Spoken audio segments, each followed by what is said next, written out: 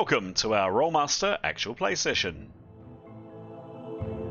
Twilight of the Old Order and Ain't No Place for a Hero are two campaigns, currently co-joined, set in the World of Duranarki, the continent of men. The game system used in our game is Rolemaster Classic, with a liberal inclusion of home rules. We hope you enjoy our story, and, as always, may the dice roll in your favour.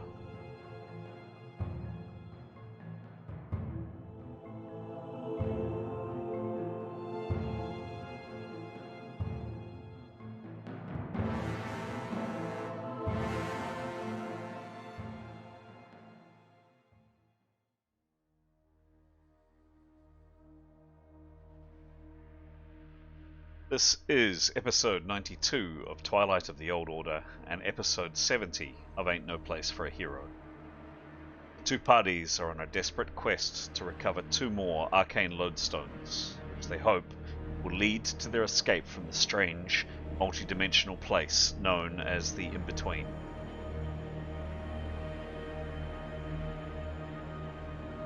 We pick up the story as, after much death, trauma and horror, the party have firstly investigated the massive, strange, glowing skull, and then have started to venture down further to the depths of the Vault of the Righteous Wing.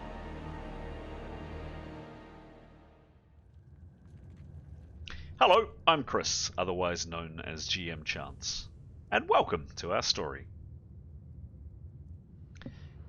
On screen, you can see the very large collection of characters that we have playing in our session this evening. If you haven't already picked up, if you're a new viewer to our channel, the reason why is we have two parties which have joined together. Two tales, two campaigns, and the stories in each have interwoven for a period of time. And in seconds, I'm going to ask the players to go through and very quickly introduce the character or characters they are playing tonight.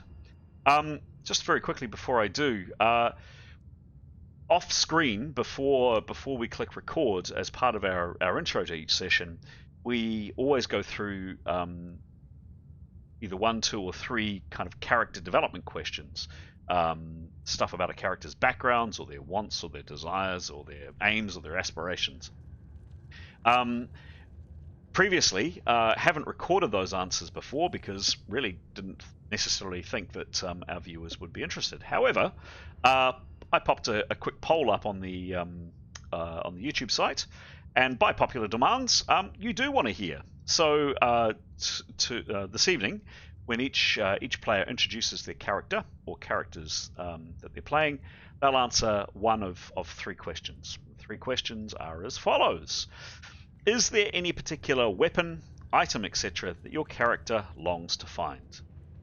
Second question, where does your character feel the most at home? Then the third question, which is kind of a double banger, is does your character care about how they're perceived by others? And as part of that, how do they change themselves to fit in with other people? So 3 questions, and each player will choose which question they want to answer for their players, for their characters. And starting us off tonight, we're going to start with Mason. Mason, take it away, please. Kia ora. So I'm Mason, and tonight I'm playing 2 characters. The first is Demos. So he's a big, bulky, beautiful mixed man, very kind and very soft, despite looking quite mean and hard. He's currently out of action because he fell down a large slide and was knocked unconscious.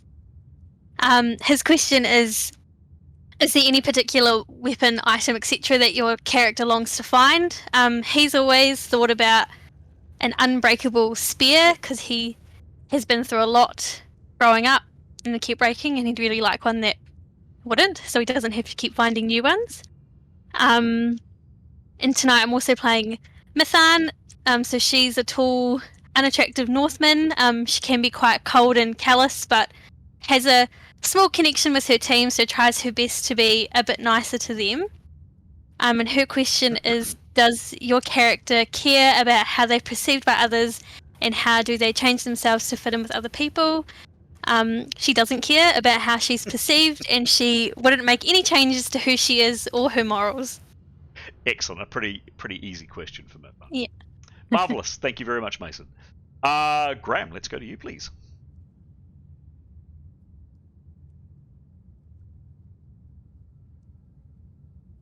Sure. Starting in the Twilight Party, we have Severin. He is Severin Kydegard. He is a swordsman. As the name suggests, he's pretty handy with a sword. He's a sort of fully armored warrior. Quite a charmer as well, and likes to fancy himself as a sort of a leader of men, though he's probably in sort of nascent stages of competence there. He, in answer to our question, does your character care about how they perceive and do they change themselves to fit in with other people? He is pretty mission focused, I would say. He will certainly change the way he presents himself to further the party's goals and will lie to pursue those aims. But he's got a pretty good value system, and with his friends, and he's a pretty sincere guy. He's very honest and very supportive. So yeah, it depends who you talk to. He's not rigid, but he does certainly how he cares about how the party perceive him, and friends and family for sure. Tenya, however, doesn't really care. She, how she's perceived, she speaks her mind quite openly. Tends not to change herself that much. She's pretty, she is who she is, and so she potentially could say the wrong thing or react to something in anger quite openly. On the other side, Tenya, so I haven't introduced Tenya, she is a fiercely attractive elf hunter. She is a poor little rich girl armed with a bow. She has stealthy thieving skills and pretty adept hunting skills, and she's particularly effective with a bow. Marvelous. Turning to the other party, who is joined with us at the moment, the hero party, we have Neathanel. Neathanel is a Magent, which is a class that combines skill at arms with magic and, importantly, stealthy skills. She is also an elf, and has a complex personality with very strong religious beliefs, which we won't go into now. She, in terms of answering the same question, to those outside of the party, she takes a great deal of care how she is perceived. She's rather sly, and she will change the way she behaves to suit any given situation. And she will please whoever she needs to please, or cross who she needs to cross to get things done. So she'll be who she needs to be. If within the party, however, she's a bit more relaxed, to a degree, she's more herself, except she continues to mask her beliefs, and some of her more questionable ethical choices would not be, the party would not be aware of them, even if we have spoken about them outside of game time. She is accompanied by Etienne, who is a paladin, or as he is known in this game, a genitrist. He is a fully armored holy warrior, serving the goddess of love, Aphrodite. He's quite an extreme personality, speaks in verse, utterly driven in his cause to spread the word of love. An interesting character. He is an absolute charmer, but not insincere. He's absolutely himself all the time, which I can imagine would be quite tedious. He doesn't care in the slightest what people think of him. This is who he is. This is what he's about. This is what he's doing, and he's absolutely on a mission from Goddess, and will continue to do so until he drops. Marvelous. Thank you very much, Graham. Anthony. Right. Me. Kia ora, everyone. Tonight I am playing my character Eskel, or Eskellion is his full name. He's a tall half-elf warrior mage who comes from a port city, and his favourite weapon is his trusty cutlass, which leads to, is there any particular weapon item that Karen longs to find? And yes, he'd love to find a ornate or bejeweled cutlass. That would be his prized possession. Also tonight I'm filling in and running Aiden's character Grey. He's a silent, rugged, muscular, and handsome half-elf beastmaster who's very in tune with the wild. And that is where does character feel the most at home, and that is in the forest. Excellent. And that's great. Thank you very much, Anthony. We'll go to Stara next. I play Jada, who's a very tall Arab healer in her 20s. The question is, where does your character feel the most at home? Jada feels most at home wherever her prayer mat is. And if she finally gets a horse one day, she will use her prayer mat as a saddle. Excellent. Excellent. Thank you very much.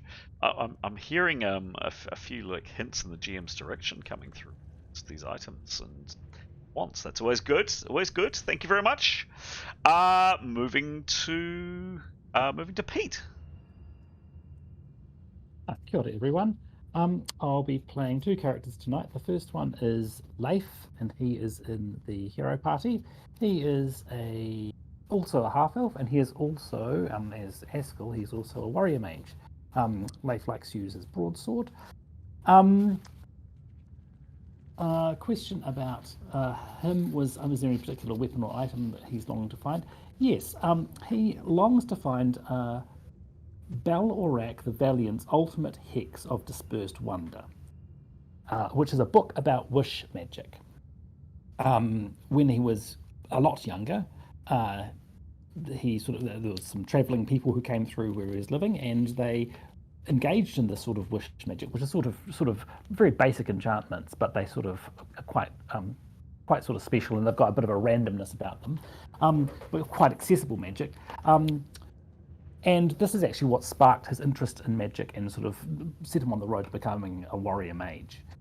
So that's what he'd like to find. The other character I'm playing is in the Twilight game, and that's Nicholas. He is a common man, and he is a mentat, which means he's a mentalism spell user. Question is, does he care about how he's perceived by others, and what does he do to change himself to fit in? Yes, he definitely cares about how other people see him, but motivated through caution, because the world is full of people who just don't understand things the way he does. And his research into how mental trauma affects people's minds is quite a complex type of research that when he's conducting his experiments into how traumatic events cause people's minds, the effect they have on people's minds, some people just don't get how important it is to do that and judge him for it. So he's learned that to sort of not come to people's attention and just not to sort of get into difficulties over his very fair and moral beliefs about how to conduct this research. He has to keep a low profile. Basically, he works very hard to not be noticed by people. Just because they don't understand the importance of his work, really. Why do I have an image of a child with a petri dish pulling the wings off flies for some reason, Pete? That would be not never animals, but humans are fair game. Okay. Absolutely. Interesting. Doctor Death. Interesting. Interesting. Okay, thank you. And lastly, Alex. Kia ora, I'm Alex, and I play Keros, who is a young North woman, very earnest, loves her animals, and just wants to save all the waifs and strays. She's a weather mage, which means she uses the elements, particularly in battle, to her advantage and to help her team. The question is, where does your character feel the most at home? Well, before a few sessions ago, she may have said at the Cloud Club in the library and starting to learn all this magic. But as she's gotten a bit stronger and completed tasks along the way, she's finding she might be a bit more comfortable in battle than in peace times. And further to that, she might be discovering that she does want to choose violence. Interesting. So watch this space. Interesting. A bit of a personality change for Keros. Very good. Excellent. Well met, one and all. Well introduced. So that's the party, folks. And look, just a shout out to our viewers. Thank you very much for your support. Some really, really kind and generous comments coming through on the chat and Facebook and other places, and yeah, some interesting comments coming through about some of the story elements too. There was a reference to a cat shield and some other things a while ago. So keep the comments coming, folks, and please, if you've got any questions about the game or if you want to know more, we'd be very happy to share information about our story, or rather stories. Okay, here we go. We are jumping into the GM and the map. Hopefully you can all see that, guys. Going once, going twice. Yep. Yep, cool, brilliant, thank you. So, I always say I'm going to keep it short, and I really am this time. As a very quick summation of last time. Essentially, after performing some healing on Askell, who had been very, very badly injured by setting off some kind of device or trap and getting a couple of crossbow bolts in the back, you investigated a skull upstairs.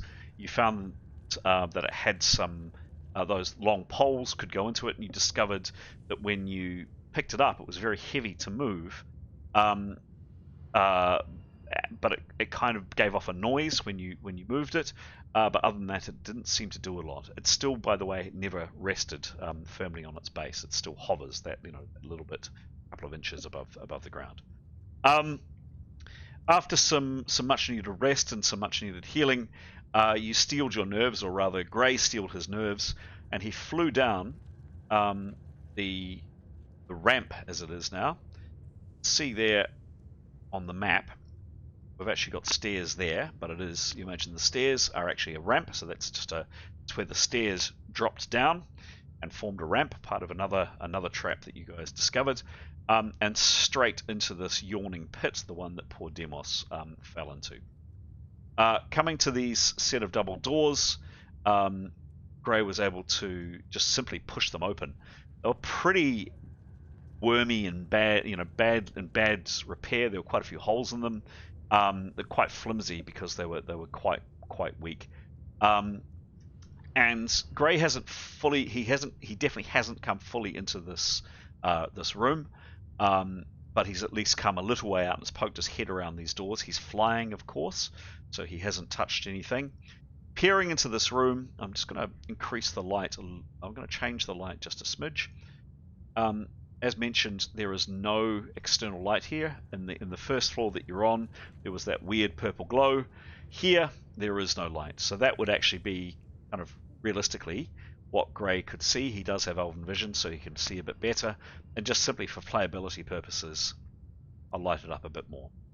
So, very, very long room downstairs. A massive cave-in of rock here. A door here. Here,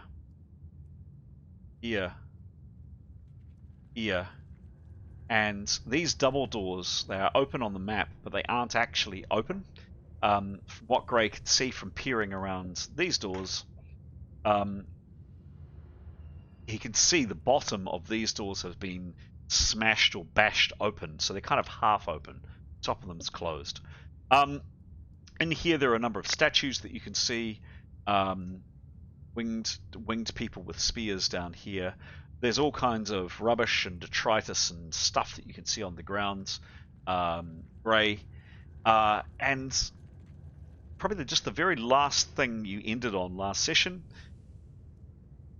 Grey has a very good nose, and he thinks he must be dreaming because he thought he caught just a whiff, slightest hint of perhaps incense, and again, he thought his ears were deceiving him, but he almost heard, thought he heard just the very faintest of very, very, very distant singing. its room. So that's where we're going to start. I wasn't super fast, but that was probably the fastest I think I've been. We're going to have it at Grey at the doorway. The rest of the party are up on the first level, looking down this ramp, 40 foot down this ramp towards Grey at the bottom. Are there any qualifying questions before I start the game? Anything that I've explained, anything that people need information on? Oh, okay. Going once, going twice. Cool. Let's start the game.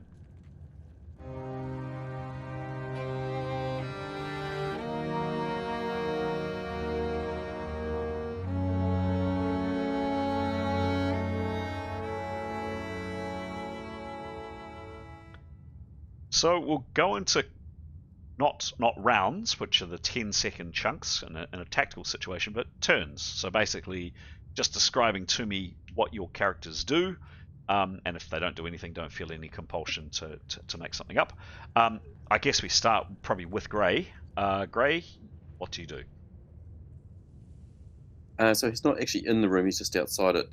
Well, I've said he's probably poked his head around to get that amount of information, but right now, yes, he's come back a bit and he's currently over the pit. Yes. So the pit's in front of him, as in facing away. Is that correct? Pit's right here. So the stairs. Get a better view of this. Here, there we go. So the stairs aren't stairs; they're the slope.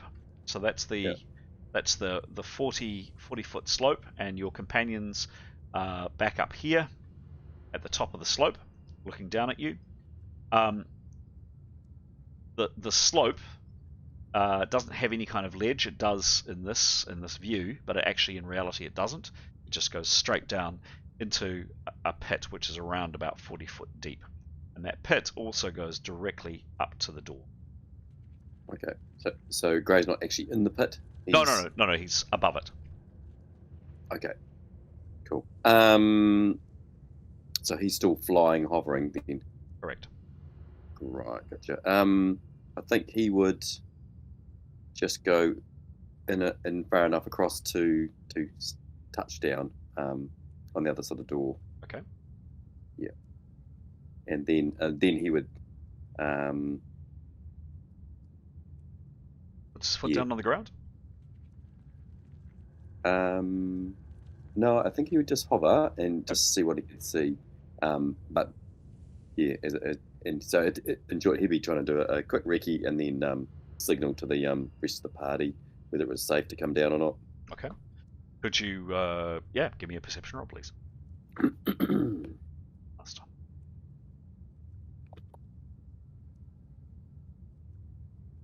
92. 2.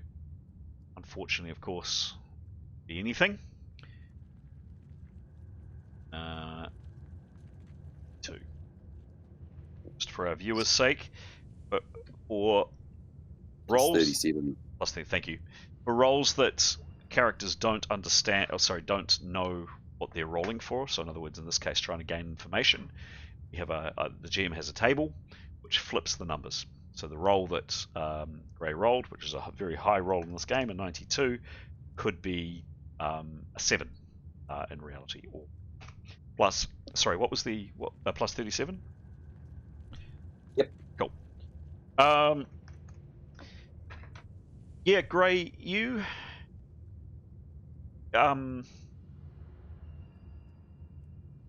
definitely a whiff of incense, and yeah, just for a second or so, you hear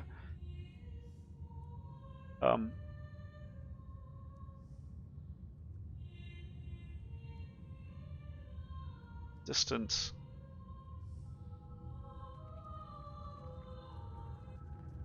and just fades off, and it's coming from this direction over here. But other than that, nothing stirs in the room, and you have come down with light. Your elven eyesight can see kind of most of the room, half elven eyesight, but nothing has happened, nothing has moved, nothing has changed inside the room. Okay. Yeah, he would move back to by the doorway and then probably land and then probably signal to everyone. Where does he land? Yeah, there's about there. Right. Cool. All right. So turning to his companions, he does or says what? They just called out. It appears all good. Come down. Okay. Well, the remainder of you up 40 foot up, looking down the slope. Ray's now disappeared. Hear that coming back up in Westron. What do you do? Quick question. The open pit, how wide is it? 10 by 10. And 10 by 10. Among the detritus, obviously, there's quite a lot of damage upstairs. Is there a door that we could lay across it successfully, in your view? The reason I'm considering this is if we need to get off out of this floor in a hurry, we don't know what we're walking into. It might be as well to drop a rope down the passage and put something over the pit. Any thoughts there, people? Yeah, we need some rope. There was some Great rope in idea. that We've other got room. rope. We've got rope. Rope? Rope's Okay. okay. Several of us have got rope. It's just if we want to consider that as a backup, might be wise. Yep. Great. 10-foot door is quite big, but yeah, I think that's definitely a good idea. I can fly now, so I can take, if we have to, I can take 2 people, I guess. If we have to escape. 1, 2, but not everyone.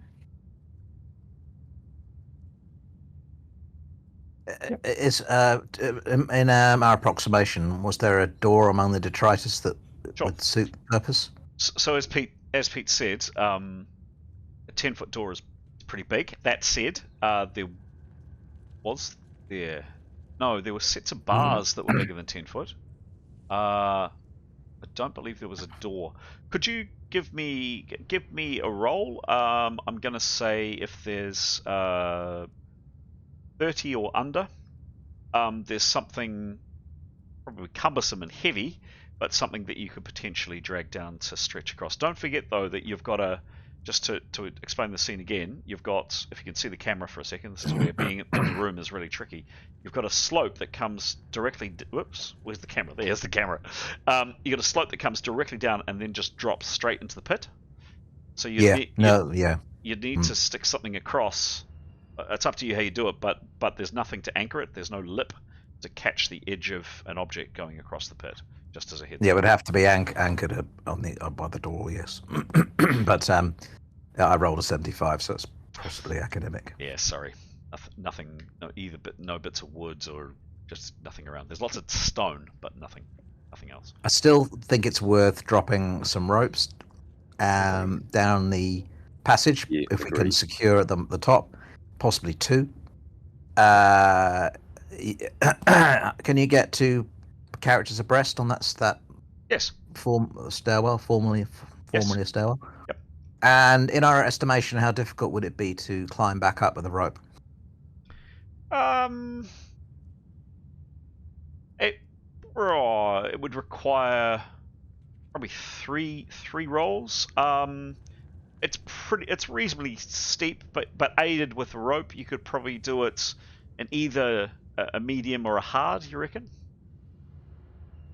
Not by no means impossible. And don't forget, a medium or a hard in this game, there are some maneuvers that are all or nothing. So you roll the dice and you either jump the pit or you don't jump the pit. There are some maneuvers where, so long as you don't fumble them, that you just don't make very much progress. So even if it was a hard maneuver, for example, you may only make a few feet, but it's not like you necessarily have to fall down. So you might just go a lot more slowly. So doable, and certainly with a rope, you could do it. And there are I don't know if you remember the previous map, but there were 2 very large statues of women in cowled hoods with wings on their backs, and they have enough stonework around them to plenty of places to secure very, very securely a couple of ropes. Cool. Okay, we'll do that then if that's all right. Does anybody have rope mastery? or know much about? Neathanor does. Right. Could you give me a couple of? You're putting down 2 ropes or 1? 2. 2. That's if everyone's in agreement. Sounds good. Absolutely sounds good. 32 Okay. and 36. 32 and 36. And what's her skill with rope mastery, please? It is plus 66. Okay.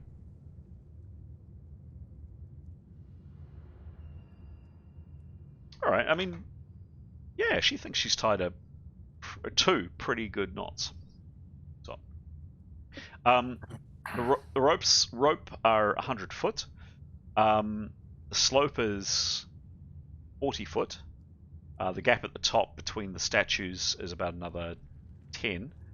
So basically half the rope would be going down slope, and then you've got another 50 foot or so which either drops into the pit or does something else. Up to you.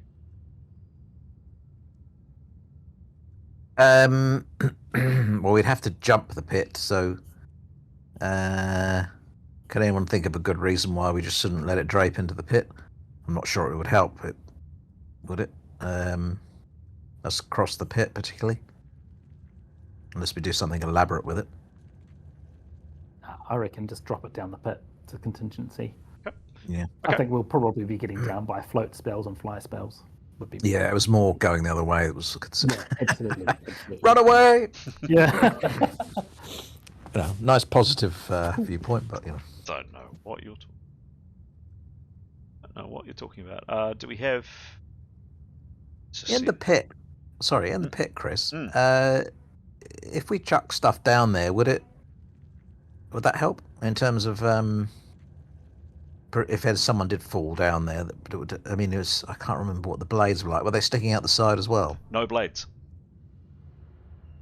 No blades. What was it? Just a pit. Just 40 foot down. Crunch onto stone. 40 foot. That's quite a lot. Yep. Yeah, Demos knows about that.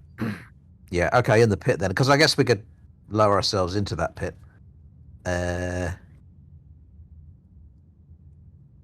That's 40 foot's quite a long way, though, isn't it? Anyway, all right. All right. There are now 2 ropes. Tanya thinks well tied at the top. They go down all the way down the slope, and they're now dangling down 40 foot down into the pit. What happens now? I could just say that whilst that was happening, Nicholas would have offered, and it's definitely an offer, doesn't want to sort of take over or whatever, but would offer to have the Whispling investigate down there. If someone wanted to cast a light spell on it, then he could perhaps. Yeah. But if that's going to be taken away from sort of our party doing the exploring, he doesn't want to do that. If he thinks it's better that we do it in person, but he's happy to have the Whispling. Well, he'd want to run that by Gray, actually. Gray feels that he'd want some company. I think Gray's all right. He'll just wait for the bulk of the party come. He'll just be there. Obviously, seeing the ropes come dropping down, so he knows the party's up to something. So Nicholas's question to him would be: do you think it's safe for Nicholas to explore what's down there with the Whispling with a light on it? I think Gray would suggest to wait till there's more people there, because it's a bit of catch-22 of if you send the Whispling down, then Gray's kind of stuck on his own if something was to come out. He could fly back out though. True. I think he's landed now, so you'd have to quickly recast. No. The fly spell continues. Oh, does it? Okay. Yeah.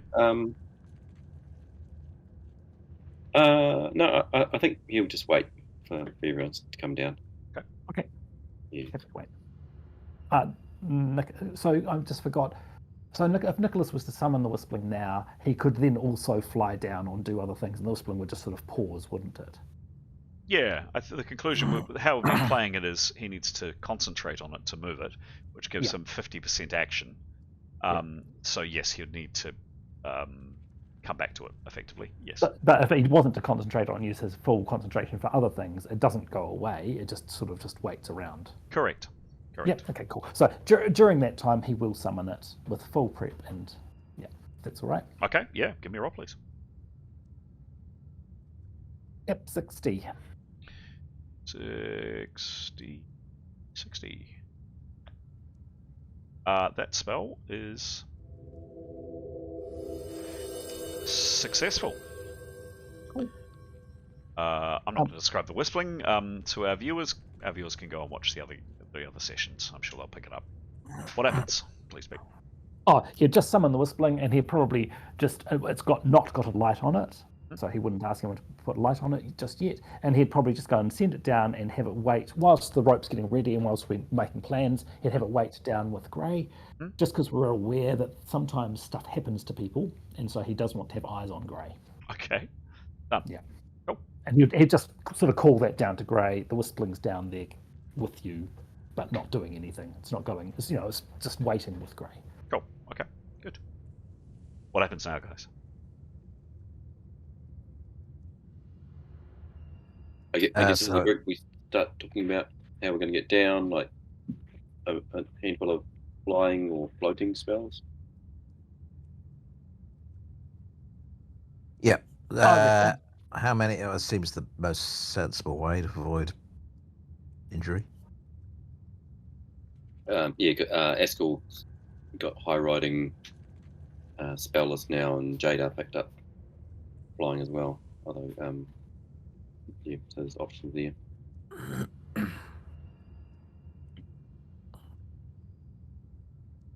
Yep, I reckon it's still logistically feasible for us to cast float on people and to have one person with fly to drag people.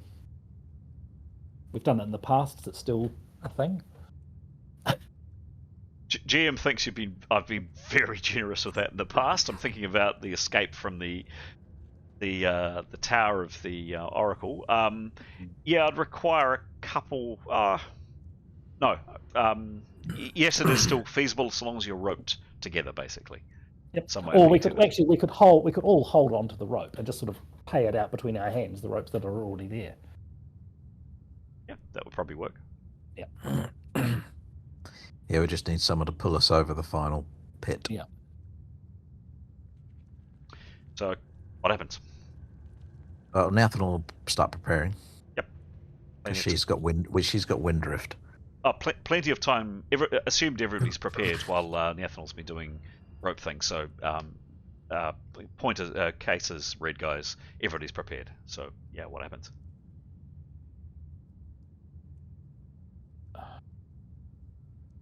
Okay, we'll do it around. People are feeling shy tonight. I think. Well, who are the spellcasters casting fly? First of all, I can do fly. cool. Who else? Eskel can do fly, so can Okay. Jada, but deeper for Eskel to only level. Okay, Three and how for many are floating other than the ethanol?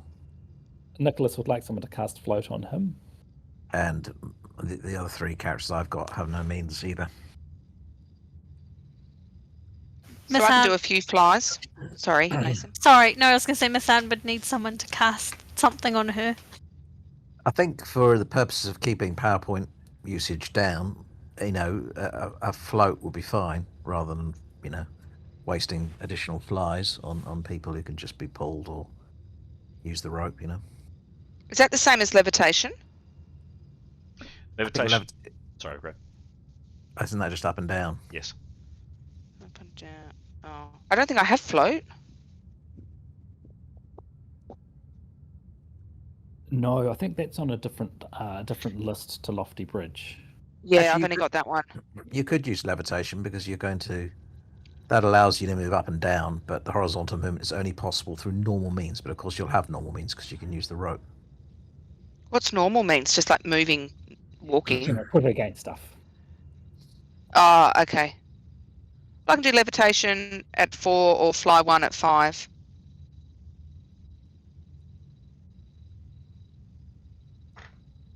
I reckon levitation's perfectly fine. And Okay. perhaps if she flies herself and does levitate on a couple of other people, That's what I reckon. Okay. With cat shield up. All right, go for it. Okay. So I'll roll for me first, or do I cast on others first? No, I have to do others first before me. It doesn't matter if you're casting fly. Oh, I can cast and be flying at the same time? Sure. Okay. Well, I'll do it on myself first then. Okay, go for it. Okay. 44. 44 with prep, etc. That spell successful. Yep. Huzzah. Okay, I'll stay where I am. Will I keep going? Sure. Who needs levitation? Severin, Tanya, and Etienne, certainly. Okay. So Severin. 48. 48 is also successful. Okay. Etienne. 72. That's very successful. Huzzah. And who was your other one, Graham? Tanya. And Tanya. 50. Done. Thanks. Success.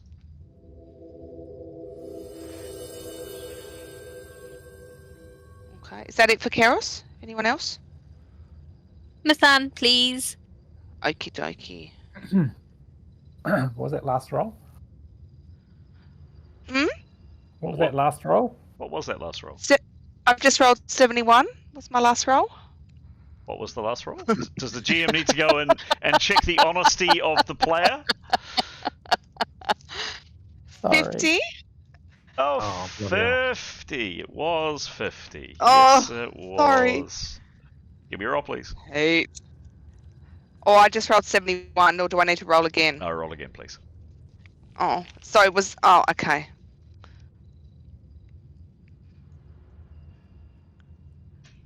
Oh, dear. 23. Hope for another hobbit.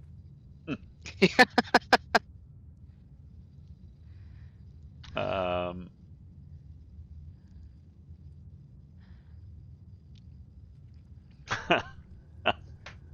Don't laugh like that. this is going I've to got cat shield. I've got cat shield up. take a second. Talk amongst yourselves, guys. GM's Oh, going no. to have to check something. Oh, sorry. This will be the last time we speak to each other. It's nice knowing you all. No, it's gonna be fine. Yeah. Oh my goodness, so early in the game. No. Well, it's going to come up quite a lot, isn't it? 1 in 100. I mean, Yeah. I think that maybe Nicholas and Mathan or someone else can perhaps seek float from Leif in the interest of saving power points, because he's not actually there. okay. Is he not? No, he's staying in the other room with Demos and off soon. Yeah. So he doesn't exactly need his power points. No, that'd be really smart. Eskel could do float. Yeah, but if it was, but Would it be eating into Pete's his power saying points is too not. much? Just 2 left power points for Eskel to do float, or 3 to do fly. Pete's, but Leif's not going on the mission, you see, so won't need them. Keros has 72 power points. Ooh. But we don't want her running out. No, she's got cat shield. She's not worried. Whereas How Eskel, he needs to cast a shield spell. That's about all these. Okay. Well, just whatever. That was just an option. Well, I mean, certainly, if you vocalize that, Severin, I think that's a really bloody good idea. Okay. Well, And would go and get it. Okay. Yep. And yep. Okay. Cool. So if they can go and get Leif, and if he can go and cast the spells, and then just go back to his room. So would that last one on Mythan have gone through because I rolled it after my 50 or no? I'm gonna say it did, just because we'd played it. Because we had played it. Let's have a look. Yeah, here we go. Pete. Here we go. Sorry, What? I gotta say. No, I just gotta say. 100 XP for honesty. Oh. Just Keros. yes, just while the GM is doing this, can one of the players, the GM's just doing something here, one of the players just talk to camera and explain what the story is with 50s, please? So was that 100 XP for everyone, you said? Because none of us were dishonest, so... Nice try. Okay, no one's gonna... Alright. Oh no, so the story with 50s is that actually in the session where we all got together in person, actually, the whole party was somehow whisked away into this this in-between place, which was rather disquieting experience. And one of the effects we found in this place was that random events happened, and the way that's played out in the game is that whenever we roll a 50, Chris looks something up on a particularly pleasant chart of his, and it comes off the random event. So our characters don't know when they happen or what triggers them, but for us it's when we roll a 50. And we've had a variety of things from, I think, a pig appeared, a half-naked halfling appeared, and a pillar of, like 100-foot pillar of burning fire that was sort of alive and tried to burn us appeared. So a bit of a variety, and random stuff does happen. Mm-hmm. And speaking of fire, what are we going to do? We're going to spin. Well, we're going to spin this around so you guys can see the map, and we're going to do this. The counters are in the room, but just keep it there for a moment. So a bit of horrible luck, but also some good luck for the party. So Keros, you of course don't know you caused it. No one caused anything to happen, but just suddenly, out of thin air, there is this overwhelming smell of sulfur, and like just reeking, heavily stinking smell of sulfur, and also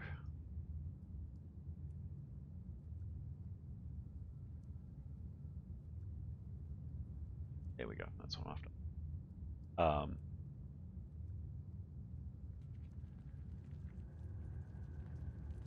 Do we have a good? And at the same time as your nostrils are just completely and utterly assaulted by this terrible, terrible odor. There's the smell of something burning, and then there's this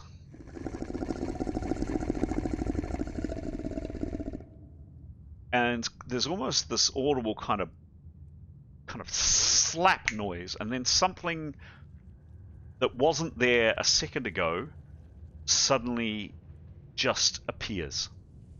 And what you see is this, and it's awful.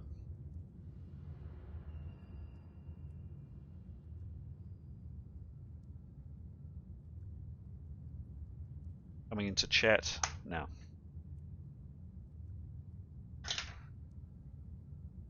Oh, it's a puppy. Description: huge black wolf-like hounds Not a horse. with fire and flame coming from its mouth, and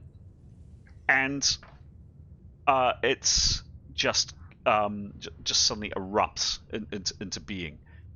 I mentioned a minute or so ago that there was some luck and there was some unluck. The unluck is this thing has just appeared. Good luck is where it has appeared. It literally just formed about 10 foot, 15 foot, no, I'm going to say 15 foot away from Keros, and down the slope. Now, normally that would have been stairs, but of course, there are no stairs there. There is just the slope.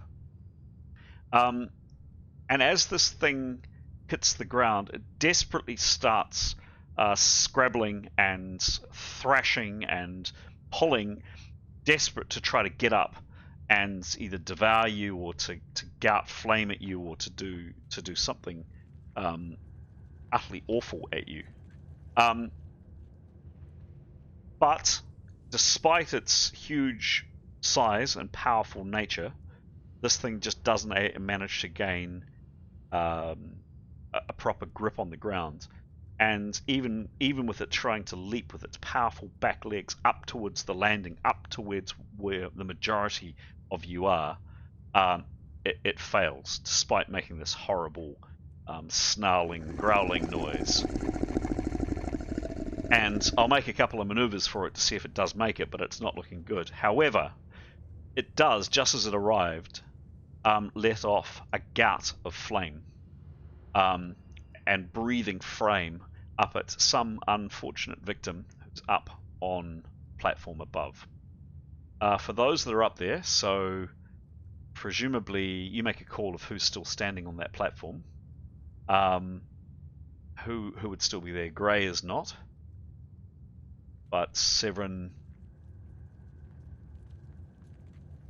Oh, you tell me who's still standing on that platform. I would say that everybody but Grey is still there. You tell me. Even if we're flying or floating? Well, that's kind of your call. If you've already cast fly on yourself, your call. It's an honesty call. If you think you'll be flying and you would be standing there, up to you to decide. Well, yeah, she cast fly before she rolled the 50. She, me. Would you? And then, Yep. Sorry. Yep. But like if I'm there, but in the air, is what I'm getting at. Basically, I'm asking is, would you be a target for this thing? Would it be the people that drop the rope? It could be. I would say it would be anybody at the top of the stairs. Because as yet, we've had some fly spells cast, we've had a couple of ropes thrown down, but no one yet has actually moved down into the room below. So I'm going to say, look, I'm going to move the story along. Everybody, bar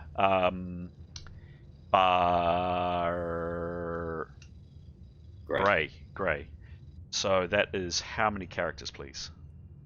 So that's 1 for Askell, 2 for Mithan, 3 for Jadar, 4 for Keros, 5 for Nicholas. Leif isn't there, correct? Correct. Neither is Severin, because he's gone to get him. Severin's gone to get him. Okay. Plus Tanya, Niathanal, and Etienne. How many is that? Yep. So how many was that? 1, 2, 3, 4, 5, 10. 6, 7. No. 8. 8. It is 8. All right. Roll in that order. Can somebody roll a 1d8, please? Let's see who gets hit. Smoke back around the corner. Nice try. Sorry. Who's rolling 1d8? Who wants to take responsibility? Keros is taking responsibility. Go, Keros. Yay. 1d8 in that order. Well, I feel responsible with the 50, although I think Pete should actually be rolling. I do. I definitely feel responsible. 5. I rolled a 5. What does that mean? Is that good? So 1 for Askell, 2 for Demos, 3 for Jadar, 4 for Keros, 5 for Nicholas. Nicholas. Seems like poetic justice, doesn't it? It's also 8 o'clock. Also 8 o'clock. We're gonna roll this. We're gonna roll this attack, Pete. Oh. Well, I shouldn't have called out the 50. Correct. Lesson learned, all right? You'll get extra XP later, though, right? You will. Honesty. You will. All right. Oh, and bonus XP for all the crits and damage. Here we go. Sorry, this is sorry. When it's a non-planned for encounter, it takes the GM just a smidge of time. So just bear with me, folks. Here we go. Done. On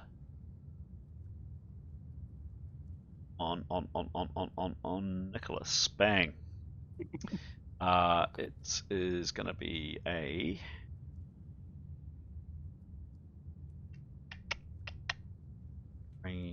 directed spells. It's going to be a firebolt.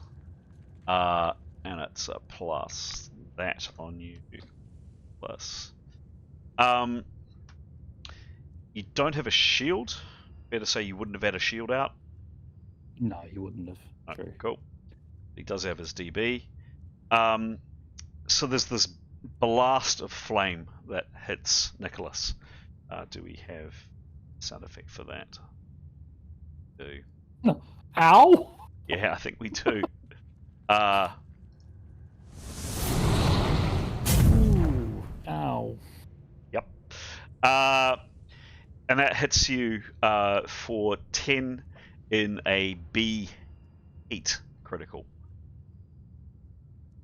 It's 10. And the crit is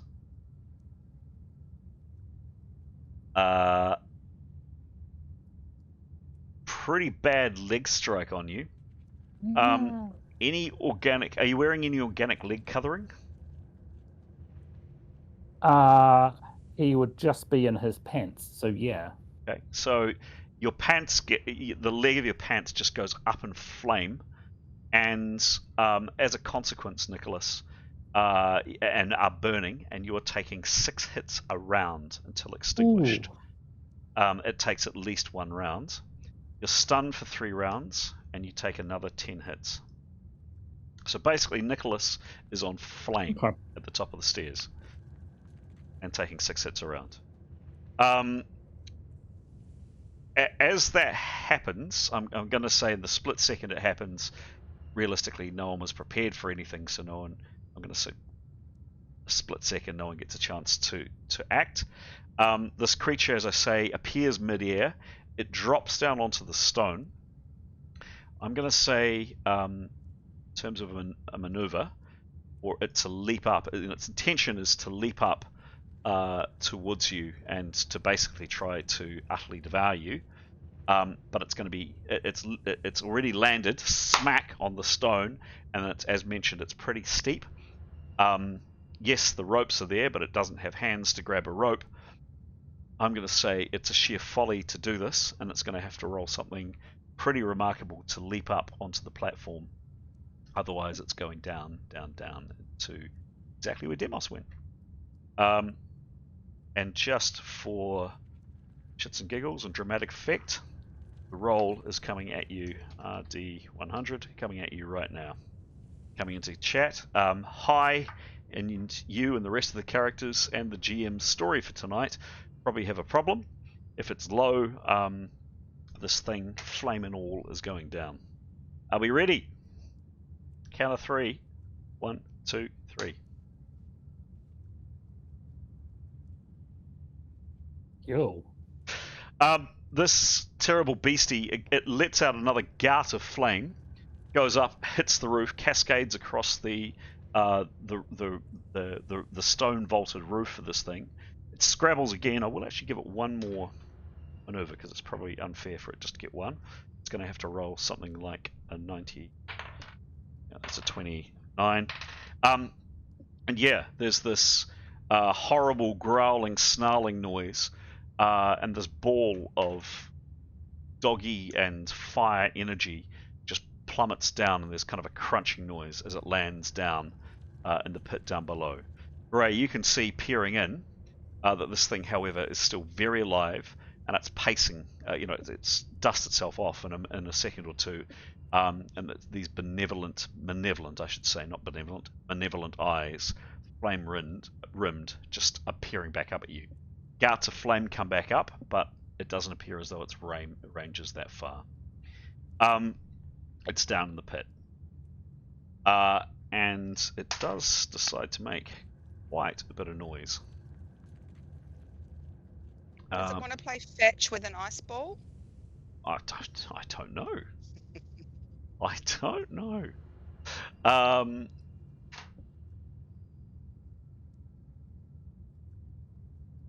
uh,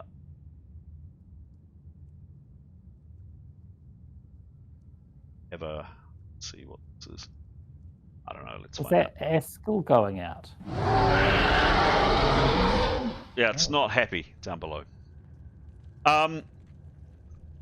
Right at the top of the stairs, Nicholas, your pants are on fire. Stop, drop, and roll. Or hope someone's going to put him out. Okay.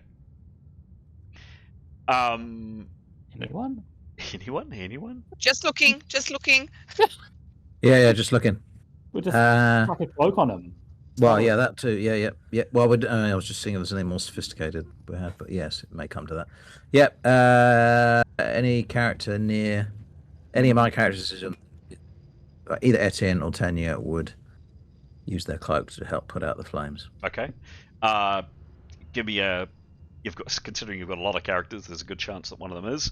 Could you give me just a general agility roll to whip off a cloak and wrap it round poor Nicholas, please? Yep. All right, Tanya will have a go. 82. 82. 82, that's fine. Yep, the cloak's off, and yeah, Nicholas, you are much relieved, no longer taking 6 hits per round.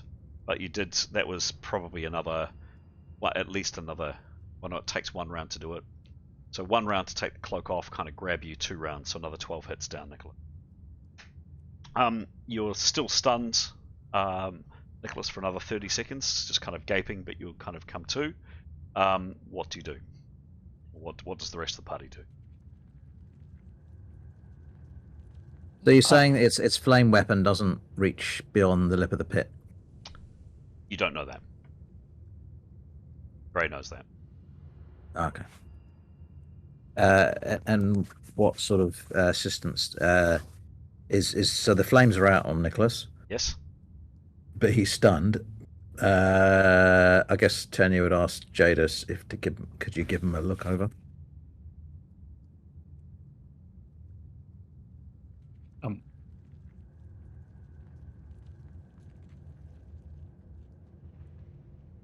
Nicholas will appeal to Jada as well. Okay. And if she's interested, What am I doing? Am I looking over diagnostics for people? Nicholas would describe how he's feeling. He'd say he's sort of in shock and feeling like he's sort of shaken, and his body just needs some general healing. From singeing. Okay. What happens, guys?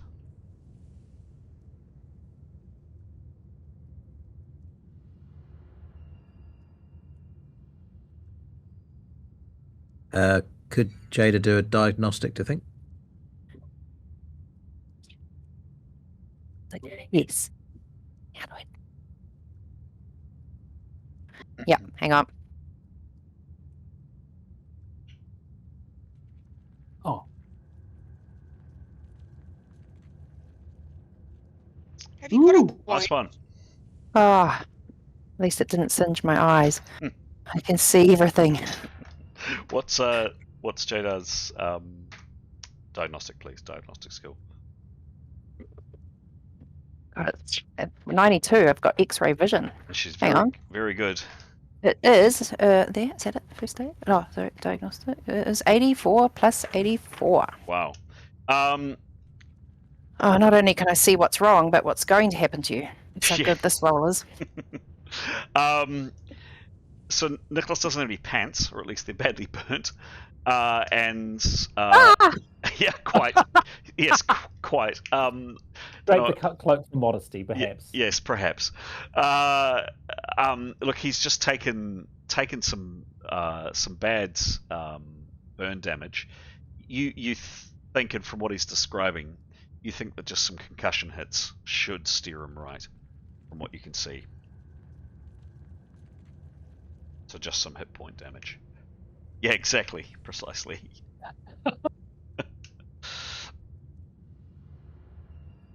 Nicholas will request that nifty spell she's done in the past where it's the one where she just keeps her hands on him until he's healed. What's it called? Regeneration or something? If he can make a request. But no pants.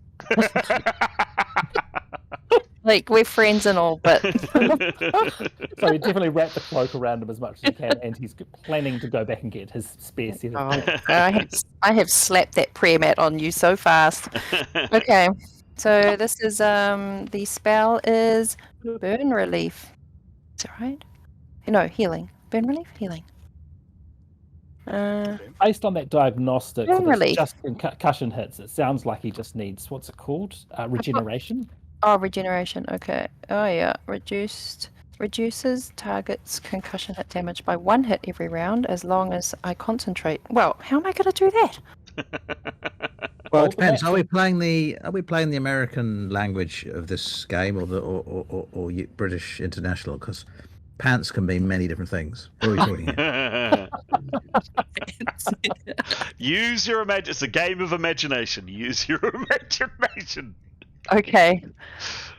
I'm laying my hands on the very top of your head, nowhere near your legs, and looking the other way, wondering how I got here. And I'm going to cast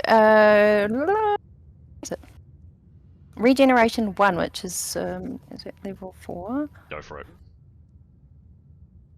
And it's not going to be as good as the last roll, is it? Oh, not bad. What was that? 64. 64. Lovely. Healing spell goes off. With some timely intervention from Jadar, Nicholas, you are now back on full hits. Just a reminder, please, folks. Just if you, just to use headphones if you're not. I think most people are, but just I'm just picking up a bit more feedback than normal session. Thank you. Nicholas would be very grateful and would want to go and quickly change his pants. Okay. All right. And say, GM, is that a nice interlude into your 8 o'clock? Yes. Magic. Point. Yes. And Pete, you did remind me of that. Thank you. Okay. So what I'd like just while I'm rattling through this, if you're not particularly focused on what I'm saying, do you ever think about who needs to get across, who needs to get down and across the pit that needs to be flown, and let's just pick up the, get people across and get things moving once I do this. So just very quickly, each session, and this is for players' benefit and also but also viewers' benefit, each session I just do a very quick 4 minutes, literally 4 minutes, haven't quite started yet, Pete, 4-minute deep dive into how a particular mechanic of the system works, and by popular demand, virtue of a poll on YouTube, the request has been kind of the mechanics around how spells work, how spells are cast. So, jumping in it, start the clock, please, Pete. So there are 3 types of spell rolls in this game. The first, and we've just seen a number of these, good examples of these, a number of these are non-attack spells that have no direct offensive capabilities and are used for things like healing, protection, divination, information, that kind of thing. To cast a non-attack spell, the player must select the spell from the list and then make a spellcasting spell check. Typically, that spell, unless someone is overcasting, has to be the character's level or below, as per usual. The roll itself is a D100. It's not open-ended. A roll of either a 1 or a 2 is an automatic failure in this game. So any spell can fail, but typically only on a 1 or a 2. Extraordinary spellcasting mods, so things like overcasting, if you're casting a level above you but you have the power points too, or no preparation or wearing armor or whatever, do apply. So they could end up as a minus result, and if they end up as a minus result, like a 1 or a 2, the spell fails. There is no skill added to this roll. So in Rolemaster, most of the time you roll the dice and you add a skill. There is no particular skill that's added to this roll, only the caster's base spell bonus. And you'll see that on your character sheet if you have it. It's usually for spellcasters, and you typically get 1 or 2 points per level. You can also get items or special skills that might be able to increase this roll. The second type of spell rolls is a base attack spell roll. So these are ones that have some kind of offensive capability and are used to damage, harm, sleep, incapacitate an opponent. The spell roll is typically based on the character's level, and I'll come to that in a second. As above, it's a 1 to 100 roll. It's not open-ended. A roll of a 1 or a 2 is an automatic failure, but depending on the type of armor that the opponent is wearing, there could be other failures as well. So, for example, Essence often fails against metal armor. So, a spellcaster with an Essence spell attacking somebody wearing plate armor, the person in plate armor would have a better chance of resisting the spell. Again, there's no skill that's added to this. As above, you use the base spell bonus from the profession's level, plus any modifications of special items or skills or things, or special special tropes that a character may have. And then the last one is the elemental attack spell. So these are your classic fire bolts, lightning bolts, shock bolts, water bolts, etc., ice bolts. These are an open-ended roll, so unlike the previous two. A 1 or a 2 automatically fails, but again, against armor, often these spells can be less effective depending on the type of spell. These do have a skill attached to them that you can train in. So, like learning to use a sword or learning to use a physical weapon, you can train in one of these bolt spells. So, for example, Keros, you have trained in how to use Water Bolt. Askel, I think you've got some skill in Shock Bolt. And you can use part of, like half of your skill for a similar type spell if you don't have a bonus in a particular one. So, Keros, you might be able to use half your bolt skill, water bolt skill, your ice bolt for water bolt, for example. So you get a trained skill that you learn in the same way that you learn a particular weapon. So 3 different types of spells. Generally, if you're casting, like you've just been doing, healing spells, invisibility would be another one. Most other non-offensive spells, typically only a 1 or a 2 will fail you. However, if you don't prep and do other things, that the chance of that failure does increase. One thing that's going to be new from now on, just as a heads up, it's a rule that we have always played. Thank you, thanks Pete. But a slight adjustment to it, which is the extraordinary spell failure. So in this game, there are some set rules that you can do. But if you bend or break those rules, you can do them in this game. Basically, this is a game of complete options, but there are risks associated. So a very common one that we play is that if you have the power points available to you and you know up to a certain level of the spell list, you can basically overreach. You can go above your experience level to try to cast a more complex and more dangerous and more intense spell, but you might need to do in a pinch in an emergency situation. We've always played that and we always will play that. But whereas in the past, I've actually been a bit nasty and I've asked for 2 rolls. First to see if there's an issue with the overcasting, and then again to see if the spell succeeds or not. The actual core rules, and we should be playing it, and we are now going to play it. The core rules actually say both those are combined. So the any overcasting penalty or any casting for other reasons, wearing armor, for example, are actually part of the spellcasting role. So there we go. 3 types of roles. Just kind of run-of-the-mill normal spells, non-attack spells, base spell attacks, putting people to sleep or casting pain on them or other things, or then casting a firebolt at them. The last thing I'd say very quickly, and I know I'm over my 4 minutes, there is one different type of spell that comes under the elemental attacks, and that's a fireball or a cold ball. They are an elemental attack, but they're almost used like a hand grenade in this game.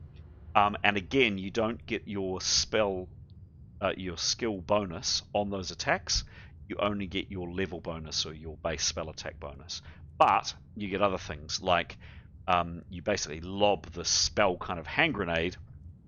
It gets plus 20 to the person in the middle of that area, that circle where it goes off, and also the people inside that circle where it goes off, where the cold ball goes off or the fireball goes off, they don't get their shield bonuses because the spell is all around them. It's a balls and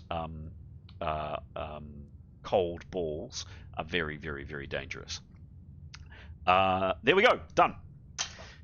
What happens now, guys? Please, in terms of getting you guys down and across this pit.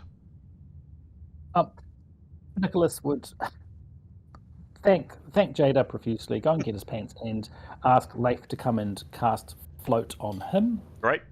At the appropriate time, and anyone else who needed another spell. The reason being that Leif's not going to be joining the party, so he's perhaps the best person to use up his power points. Done. Cool. If that's okay with yep. him. Make the roll, please, for Leif. With prep and Mm-hmm. hands-on. Oh, 91. 91. Nice. That spell is successful. Ooh.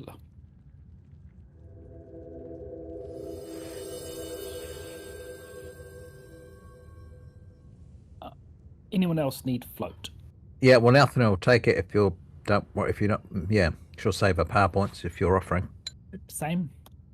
Go again, Same please, prep. Pete. Yep, thank you. Oh no, that's fine.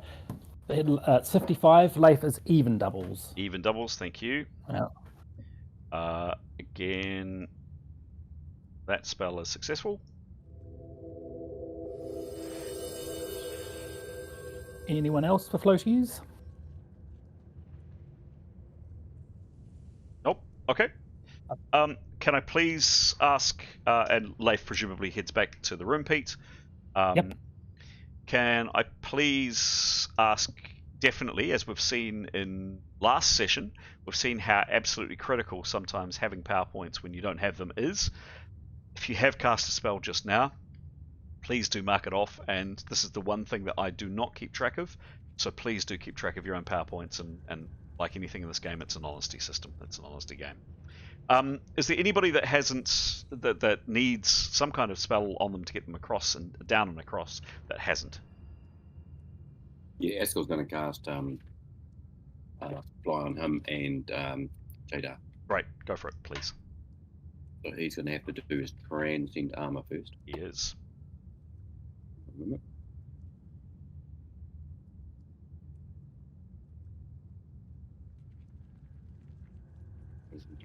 Ooh, 14. 14. And what's his transcend armor?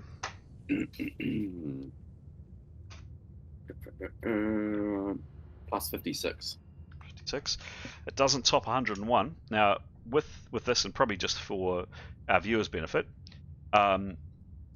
this is a skill that both Askel and Etienne have. It literally does as it says. It helps the character get their mind away from the fact that they actually are wearing armor. So in this game, there are penalties, very, very heavy penalties, for trying to cast a spell while wearing armor. It's generally not a good idea. This allows the character to basically overcome the wearing of armor. That spell, that result was a 70, so not 101. You do not have to cast the spell. So the way I think of it is, in my head, it's almost like psyching yourself up to do something, and you can then kind of go, oh no, I just don't quite feel ready, and there's no reason you can't do it again. Obviously, in a tactical situation, sometimes you just have to cast because you have to cast. But in this situation, I'm happy for you to try again. Yeah. Let's still try again. Cool. Give himself a bit of a psych up. Hmm. There we go. 80. 80. Yeah. That's that's definitely was successful. So you've definitely got your head out of hey, you're not wearing armor, and cast to see whether the spell's successful, please.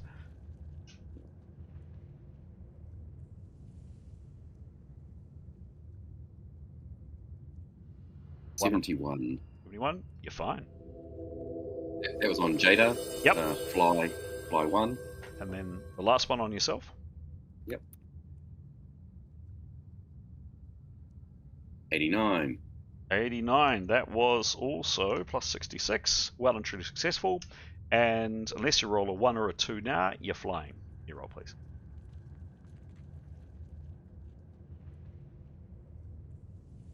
29. 29. Success. With Leif's kind assistance, I just realised I didn't have the right view on. Here we go. That's what we're after. With Leif's kind assistance, all of you have managed to come down. Those that are being floated, I'm not going to roll for additional. I'm not going to ask for additional agility checks. You've made your way down into this room. This beast in the pit is clearly very unhappy, and darts of flame. It does get uncomfortably close to the edge. Like the spew of this vomit of flame that comes out of its hideous mouth gets quite close to the edge. On a couple of occasions, it's kind of come up over, not kind of, it has come up over the ledge a little bit, but it appears that its range appears to be generally less than 40 foot. But it clearly knows you're there. It's desperately scrabbling at the walls, trying to get up and get at you. It clearly can't. And it is. I'm not going to play the roaring all the time because it's going to get quite tedious to listen to. But it is doing that quite a lot and making a hell of a racket. You are now all in this room. Obviously, I've just popped you randomly. Up to you what you do. In a second, I'll go around each character to see if they're doing or saying or whatever. But you're now all safely in this room. GM is going to go out and, because his throat is parched, get a well-earned beer. I'll come back in a tick. You guys might want to have a chat about what you're going to do. Wow. It took us 3 hours to get down some stairs. Yeah, sulfur dogs. Yeah. Jesus. I think we should piss on it or take a leak on it. Perhaps not. Do it. We ice wall it in. I reckon later, perhaps when we don't need our PowerPoints or like the experience. Yeah. Not to belabor the point, Nicholas will be happy to do exploring with the Whistling, but actually we're all here, so happy just to leave it for real people to do the exploring. Whatever. I think if the Whistling's there, let's take it, right? Oh my goodness. Do you reckon? Jeez, that's a bit vicious. Cats. What's that? That you will never go past the ice wall. Wow. In the chat. Yeah. Oh, right. Got you. Sorry. Ice walls. Yeah, so I think we should check to see if the incense and the singing is stopped, to see if the sulfur dog has alerted anyone to us. Be the first thing. Yeah, I think a lot of perception rolls, but I think if you sent your Whistling out, that would be a good thing. Whistling will need light on it. If someone could do that. It attracts attention, so it's not. We will be. Yeah. Well, I mean, at least check the room, right? Yep. Can we get that skull and roll it down? Oh yes. What could go wrong? That would be so funny. Apart from it'll give it a skull to stand on, it'll probably just need that little bit extra height. Yeah, I was thinking about that, dropping something, and then I good thought, point, no, good just point. use it to climb out. Yeah. It'll land on its head and It'll be a skull sulfur dog. I think it was better just to piss on it. That was probably... Or ice, well, definitely ice wallet, but it doesn't like the ice. Do you I'm think we putting need? up cat Do shield. you think we need Anyways. to kill Time. it? Not really. It's not going anywhere. It'll disappear soon, won't it? Will it? Well, the halfling didn't. That's true. Nothing's real here anyway. We're in between somewhere. True. Are we even alive? Hit it with your prayer mat. Oh. Can I say I that? think. I don't know. reckon. Let's just leave this one to victory. Let's just leave this one to victory. send victory down. Yeah. I mean, yeah. To be honest, we've been propping up victory for months now. I kind of think it's time she stood on her 4 feet. That's And funny. nothing's going to happen to it though, right? Because she's No, got no, cat no, no. shield. No. I mean, Really? miraculously, she'll jump down, and the beast will trip over, and I don't know, get a bad splinter. Or forget to open its mouth when it breathes out its next gout of Yeah. fire. Incinerate its own insides. Yeah. Phew. Make hot dogs. Hot dogs? Someone say hot dogs? Hot dogs. Excellent. GM's back. Do you have a plan? Do I need to go around? Would I like? You want me to go around each player? Have you got stuff you want to do? Tell me what's happening, guys. Oh, I've got an awfully full bladder. I think. Okay. Well, I'll Okay. start off. Yep. I can start off. Nathaniel and Tanya. Well, if all my characters like to do perception rolls, but Tanya and Nathaniel are most concerned with pressure plates and traps, given this bloody place. Okay. Perception rolls for one and all, please. Okay, so I'll ask everybody to roll a perception roll, and then Tanya and Jada are going to do some checking. Yep.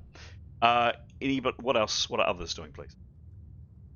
Or do we want to wait until perception rolls are done? That. I think we should wait till perception rolls. So Okay. I think that's the first order of business. Also, does I suppose Nicholas would want to ask Gray if he's noticed anything down here. Okay. I suppose that would make sense. Okay, no, Gray doesn't. Gray is the strong silent type. He's nothing.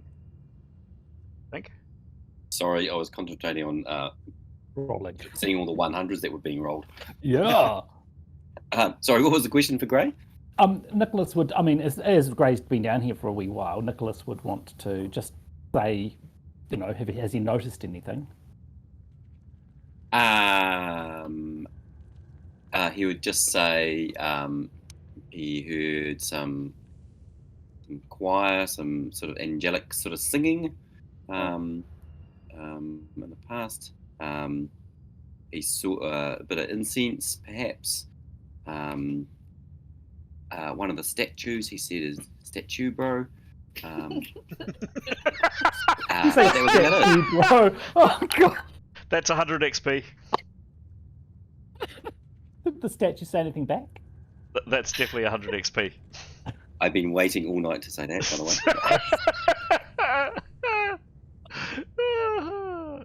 Sorry, that serves a. No, and the statue did not say anything. Very well done.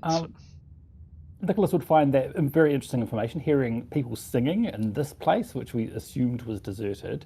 And so he would want to make everyone aware of that. So when we're doing our perception rolls, he and Mathan are particularly interested in seeing if the singing still is continuing. Cool. Has Mathan's other controller exited stage left? She has. Cool. She has. Okay. Cool. So can I just go through perception rolls, please? I've got an 89 for Leif, off of Mathan, 32, Askell, 57, Keros, 100. 100. Nice. Shame it's masked, but yep. Oh, Sorry. 80, are you? 87. Okay, I think I've got enough here to get some information on. Yeah, look, so all of you, some of you hear it first and then encourage the others to listen. But all of you are just aware of this. I mean, it's very, very faint. Some of it's actually, who was it?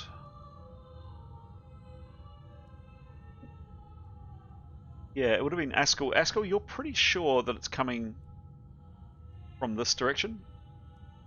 Others, in terms of less about what they hear, but there's definitely the smell of. I mean, you would say jasmine, but it's not jasmine. But some kind of sweet smelling something or other. Again, possibly faint whiffs of it more from down this way. The room is pretty much as described, so I'm assuming at this stage no one's really stepped more than, a couple of feet in, so people haven't investigated any further. So I'm actually assuming that characters are all kind of standing here. Standing or floating or flying? Oh, floating, yeah, with the exception of, I think, Gray, who had stood. Landed, yeah. Yes, everybody else is either floating or flying. Good point.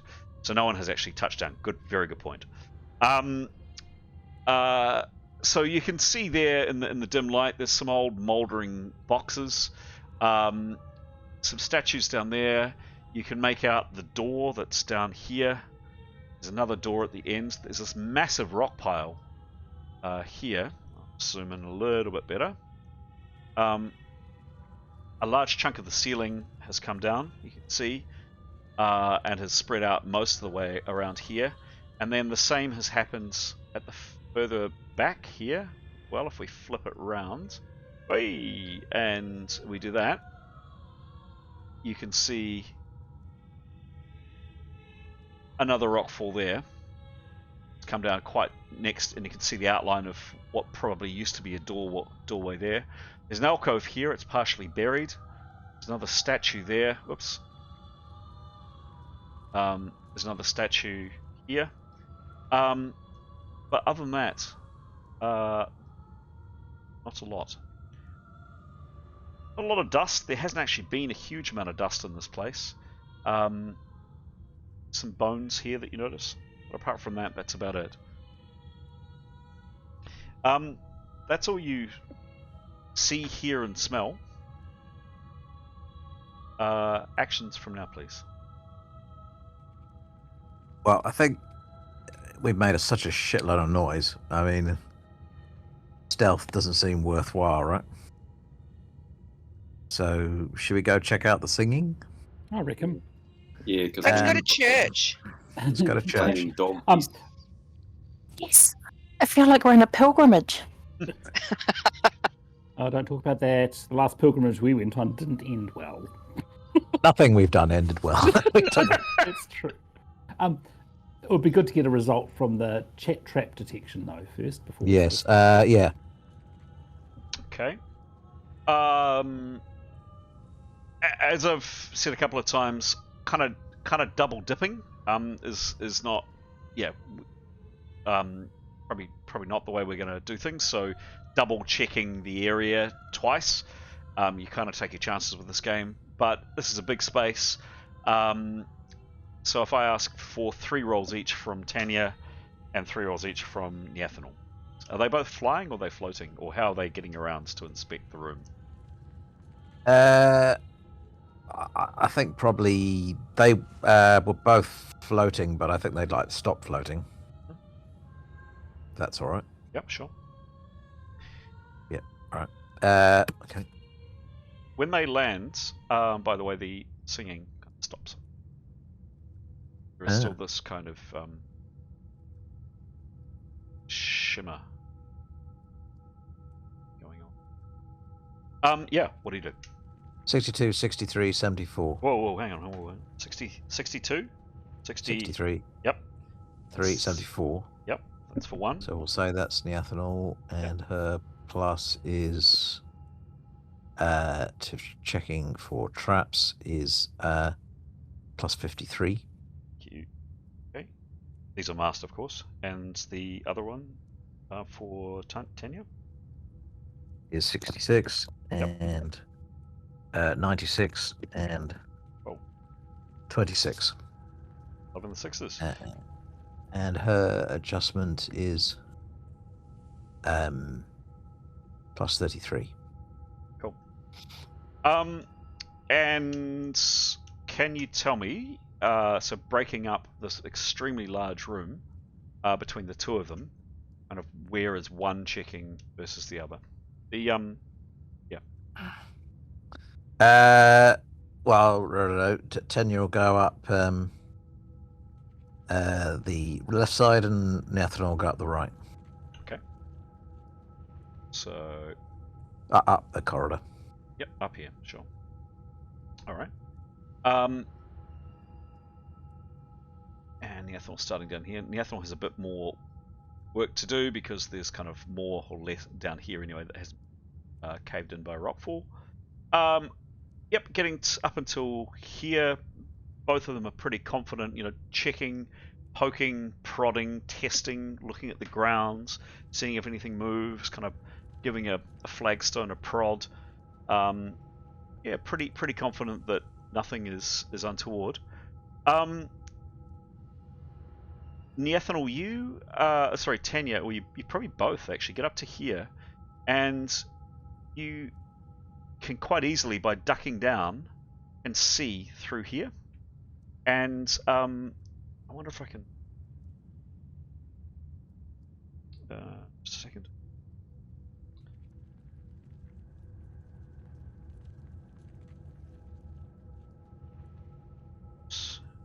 With me, folks? Yep. Yeah, cool. Let's try. Yeah. So this is pretty much what you can see. There's immediately in front of you with your elvish vision, there's a skeleton, several skeletons lying here, and further on down the tunnel there appears to be a very large room. Make out. Very large, certainly a large room. At the very end, there's another set of double doors down here, you think, and there are some doorways off to the right. It's quite some distance away. Now, as mentioned, these double doors are closed, but up till I don't know if you can see my. Can you see my pointer on screen? Yeah. Yeah, you can. Cool. So basically, where my pointer is, or probably a bit further down, yeah, about there, has been completely smashed. It's smashed inwards towards you. So you have to bend down to see that view that I have shown you. Go back to 3D now. There we go. We'll come back to that view in a second. Hang on. I'm just going to readjust my map for 2 ticks, guys. Just needs a little go. It's better. And will the other characters be able to do some stuff concurrently to that? Yep. I will come in a second. So these two characters continue going down, getting to about here, and again, no sign of anything untoward. Checking the statues, looking, inspecting the statues. About here, the very faint singing. Just catch faintest whisper of it again, and it's definitely coming from down this way. Couple of other things. All these doors are closed so far, so all of these other doors that you've seen, these 3 here, this one here, and getting down to here. Question for Neathanol. There's quite a large pile of rocks here. What do you do? How difficult? I mean, Oh, she could climb over them. Is she happy just to walk across them, or? Are they loose? Don't appear to be. No, they appear to be relatively solid. Yeah, she'll stand up on one and just test it. Okay. Isn't going to make roll or. Okay. Get to about here, and yeah, and actually, both your characters. Can you join me in chat room 1, please? Both of us. Yep. All right. Hello. Hello. So, as your both characters are walking up either side, something odd happens, and for a second or two, you don't actually realize what it is. You feel something. You feel cool, or Cool. even the slightest bit cold, slightly Okay. chill. Now this is really unusual because thus far in this place, you haven't felt anything. You haven't felt hungry, felt tired, haven't felt thirsty, felt hot, you haven't felt cold.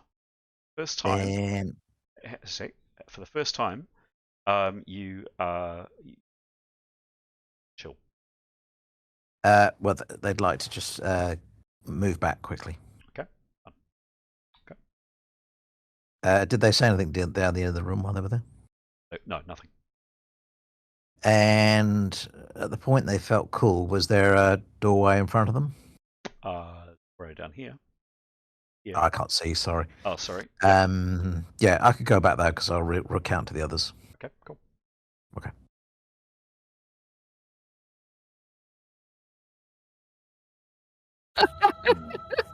But also that it's down in a very dark hole in a very weird place. So, incongruous.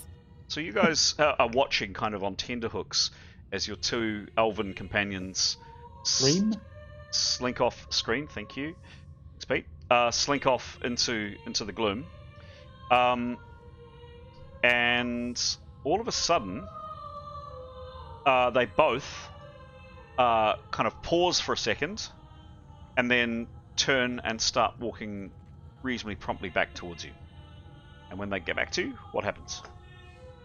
Nathaniel says a sudden drop in temperature as we got to that other end of the room, and sort of reminds everyone that we haven't really felt any change in temperature in the Never Never Land, and that possibly from their experience could mean the singing stops.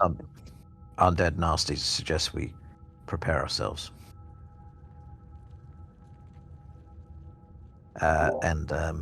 Yeah, perhaps Etienne will start preparing.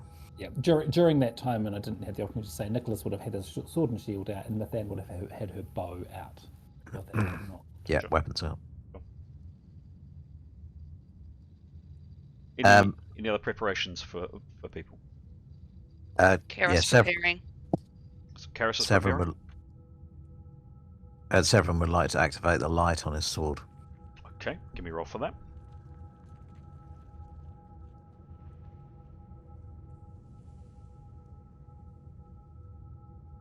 Seven. Sorry? 57. 57. Success. Cool. Karos is preparing. Any other preparation I should know about? The intention was that sort of at the same time that Nathaniel and Tanya were doing that, Nicholas had offered to send the Whispling along with them with a light on it. If someone could put a light on the Whispling and have that happen at the same time, that would be great. Or if the Whispling's now got a light on it, he would send it down that way as far as he could with that. Yeah, he'd offer to do that. I think we're going to have to do that in retrospect. Sure. If someone is putting I can put a light on it. Thank you. Can I? Is that just projected light? I think or light one. I think light one. Yeah. Light one. Karis will cast light one. Roll, please. while she's holding up Cat Shield. Just safety first. 86. Success. So Neathanol and Tanya come back to inform you all of what they've felt, and as they point out, in the entire time you've been in this awful place, you have felt no sensations. You haven't felt tired, you haven't felt hungry, you haven't felt heat, you haven't felt thirst, nor have you felt cold. First time reporting feeling cool. And then suddenly the singing starts. One thing that Neathanol and Tanya, up to you whether you share, I'm assuming you do, you haven't seen anything untoward by way of trap or anything like that in this place so far. Okay. Excellent. Nicholas is happy for the whistling to go to the cold area. If Yeah, good idea. Yeah. If that's what we decide. Just as it seems like not very nice for people to be down there, perhaps. Good idea. Okay, that's what you do. Yep. He will want to be operating at the maximum of the range. He doesn't really want to get in front of anyone else in the party. Okay. All right. It's 100 foot. Okay. Give me a roll, please. Oh, hang on. No, you've already. No, the whistling's already going. Yes, right. So describe what happens, please, Pete.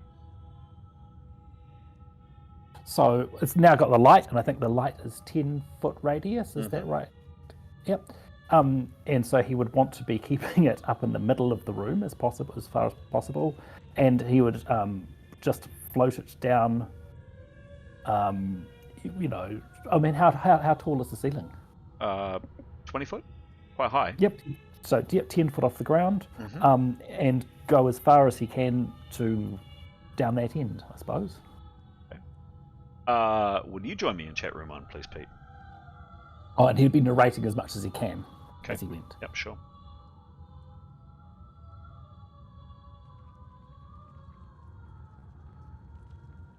Hold down there. Hello. Hello. Right, so just to bring up. You should have camera now. Indeed. Yep. So Nicholas, you head down, and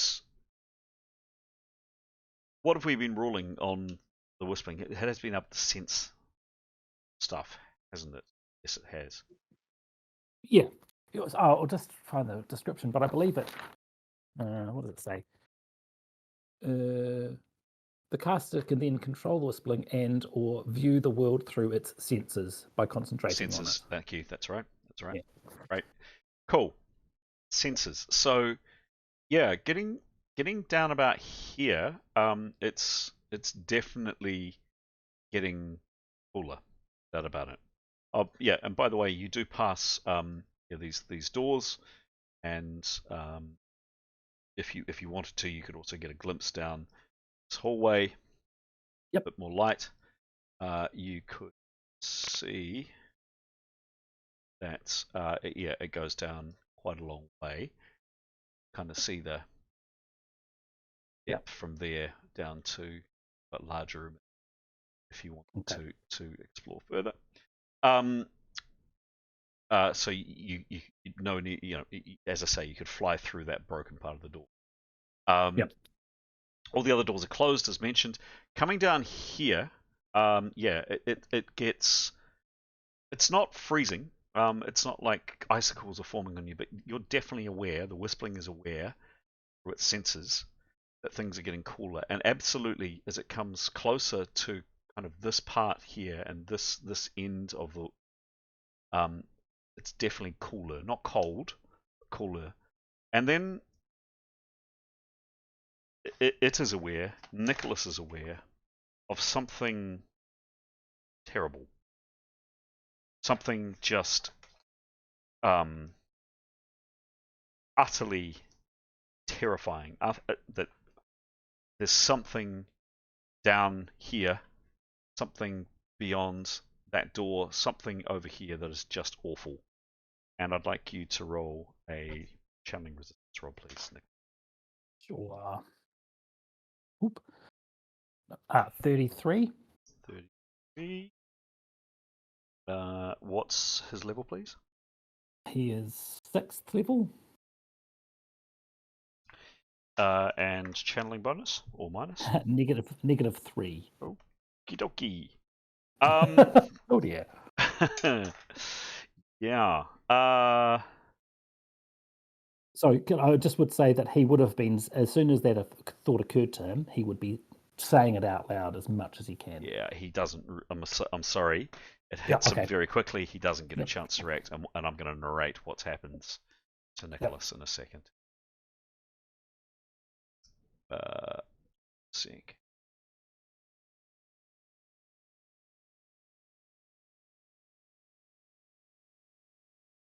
Yes, brilliant.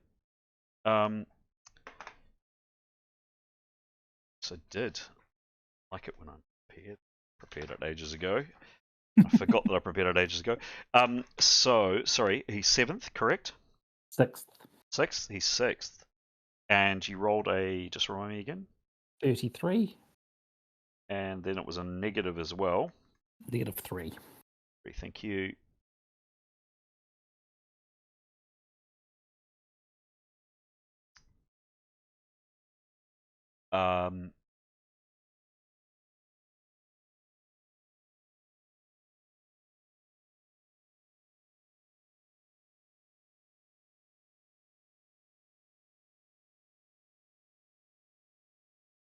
Okay. Yeah, we'll go with that.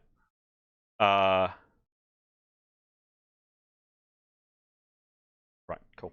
All right, can you please join me back in other channel? Cool. Don't forget the stream. Thank you, Pete.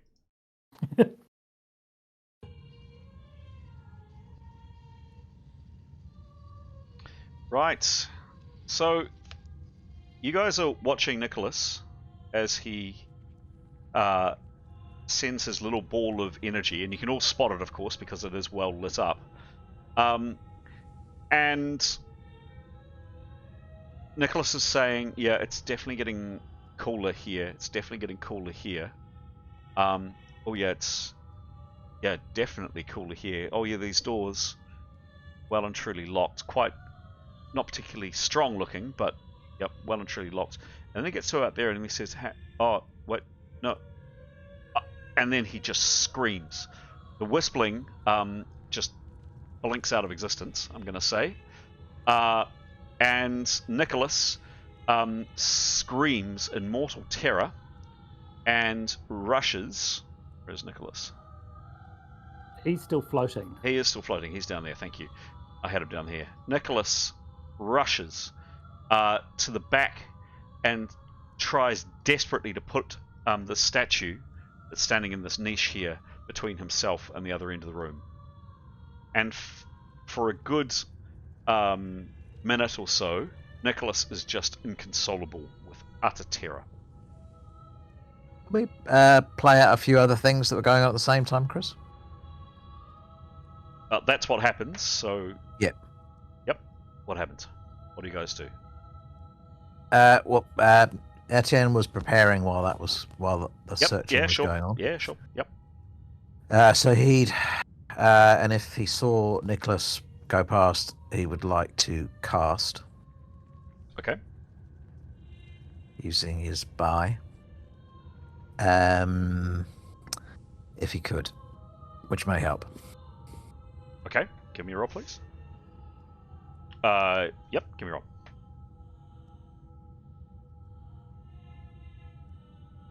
Oh, sorry. 2. Well, that's good, isn't it? That is a spell failure. Give me a roll, please. Even with gesticulating and all that gubbins and preparation? Yep, as read out before, Yeah. a 1 or a 2 always fails. All right. What kind of... It's not a attack spell, is 19. No. 19. Momentary lapse in concentration delays the casting of the spell for 1 round. Okay. He'd still like to cast it. Okay. Any other actions while people see Nicholas do this? Yeah, Eskel wanted to be preparing to cast a shield spell, or Yep, sure. cast the shield spell. Yep. Oh, Yep. sorry, I think shield's instantaneous anyway. Yep. Give me a roll. Right. He'll need to obviously transcend armor. Transcend. Yep. Okay, transcend first. 95. Definitely success on that. Cool. Then the spell itself. 92. Nope, not a healing spell. Conjuring spell. Done. Cool. He's shielded up. Any other prep I should... Yep, yeah, tell me.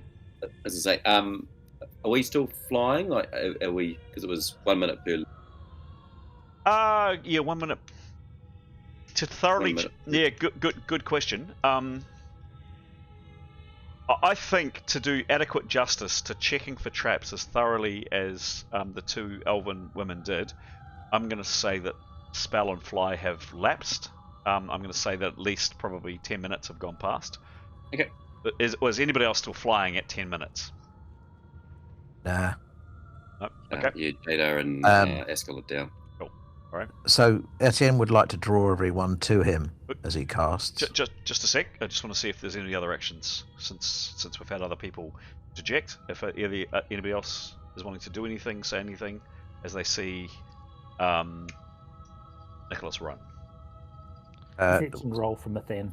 Perception. Thank you. Suggestion from Severin. Yep. Perception from Mathan. What's the roll, please? Roll of 90. T. And skill of 75. Cool. Can you roll again, please, Mathan? 6.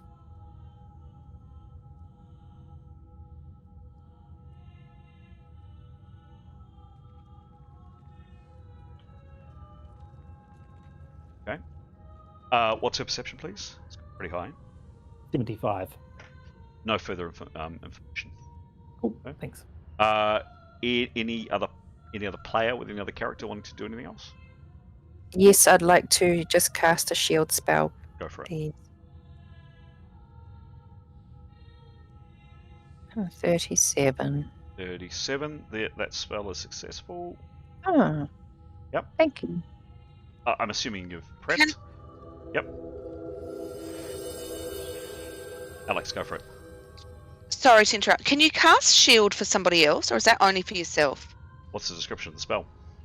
Can you give? Oh, I don't know. I don't have it. I'm just wondering if you can. If it's only for you. Only for me, yeah. Oh, you can't give other people shields. No. Other spells Shame. may be different. But... Cool. Any other Okay, any other thank you. actions before we go to Severin and Etienne? Keris is still preparing, and she would send Victory over to Nicholas if Nicholas was open. Oh, yeah. Yeah. As I say, Gray may start preparing a spell. I just realised he has got spells. But I'll just have a look. Cool. So Etienne, you go to cast, doesn't happen. You pause, and you say or do what? At the same time, Severin was doing something too. So Severin was trying to arrange people into a formation, which I've just posted. If anyone disagrees with that, please do sing out. We'll move people around. As everyone's grouping together, Etienne asked them all to lean in towards him, as bunch in as tightly, and he gets in the middle and casts. Cool. Give me a roll. So he's already cast it. Or do I need to roll again? No, that was a spell failure. Failure. Yep. So roll again. Okay, right, cool. Yep. Right. 62. 62. That time. Finally. Yeah, that time the spell was successful, and it was a what's the type of spell? Quite simple. It's courage. The duration of the spell, all within the area of effect. Now that is only 10-foot radius, Mm-hmm. so however many can squeeze in that. Okay. but something. May make a second RR versus any fear or panic effect. This second RR is made with an additional +10 modifier. Okay. So It lasts for 6 rounds only, however. cool. I don't have a specific spell sound for that, but maybe this would. Let's try this. Oh, yay! Hey. Good. Brilliant. Oh, wonderful. That's lovely. I isn't it? thought you might play a lion's roar. That's wonderful. There we go. That's lovely. You are now all feeling a lot more courageous and are huddled around. Nice. Obviously, he'll give some encouraging words, but Okay. And you wait. You're in your formation as described. You've huddled. You're tense. Weapons are readied. Sweat drips down your brow. Was that a movement in the corner? Did you hear something? What was that? And then singing stops. Nicholas, about a minute later, you basically come out from cowering and you're able to operate again. You are shaking, violently shaking. Your whispering spell's lost. Anybody else wanting to cast spells, let me know.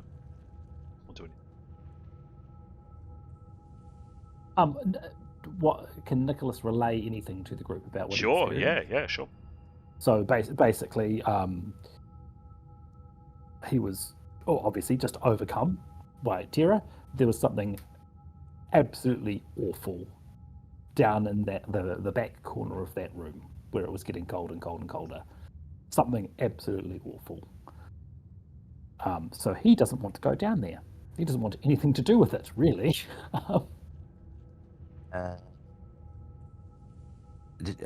Any more kind of? I mean, did it have form? Did you see anything, or just Didn't felt see it? anything. It was just a feeling that overcame him. Okay. Well, Etienne would like to start casting again. And shall we move forward? Other than obviously Nicholas. Nicholas will be at the back, but Well, was everybody happy with that formation? First of all, I'm happy. Yep. It says the two at the back. how's the spirit? Run away. Well, we may as well figure it out, right? Can't just leave it in the corner. Sorry. Last minute spell. I just finally found Gray's spell list, but Gray would like to cast a spell, shield as well. Go for it, please.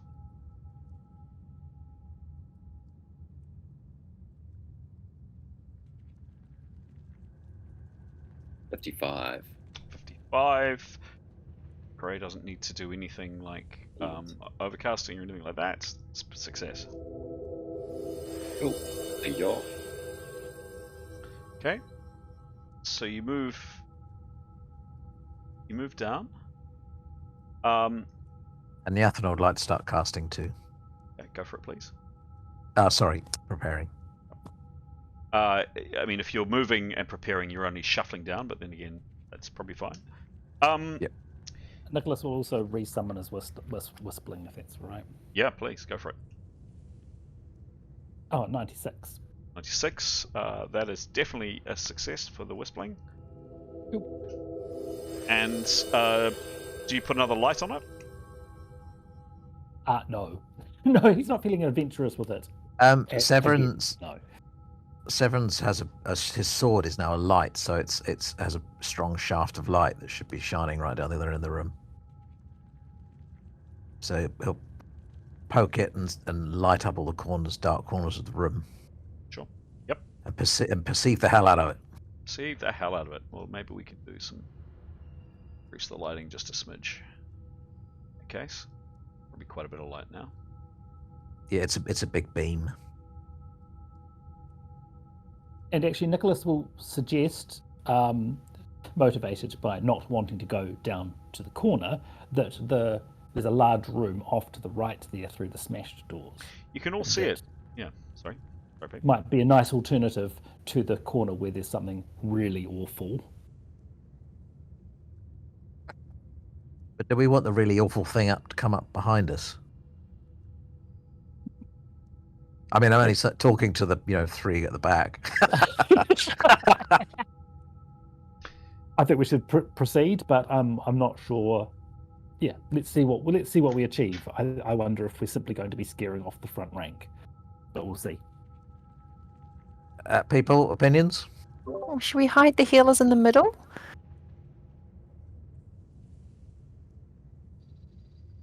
Let's just do it. Okay. Yeah, Alright. I think we should go for it, but yeah. All Go right, and we'll stab the shuffle forward. corner. Well, while we've got extra RRs, we may as well, right? Yes. All right, we'll have a look. Mithun, you're pretty sure you heard something and possibly even caught a glimpse of some movement down here too. Oh. She will quietly alert everyone to that immediately. Severin will shine his ever-ready torch down there.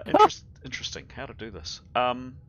Isn't the way I had planned it out. All right. How long does that beam last for, please, Graham?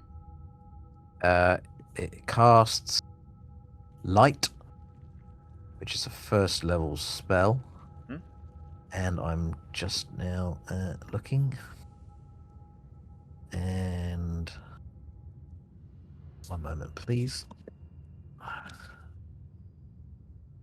Beam of light, like a flashlight, springs from the caster's 50-foot range. Cool. All right. 10 minutes per level. Right.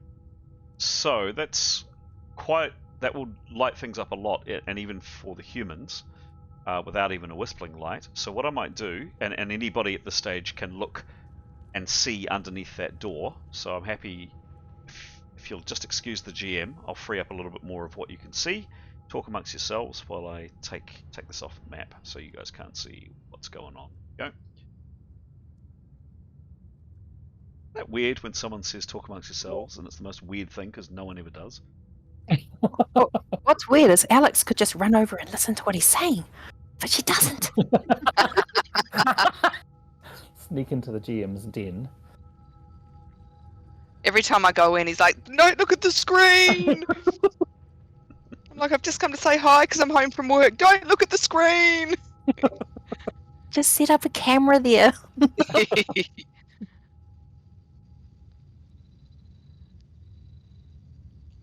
Yeah. Do talk amongst yourselves.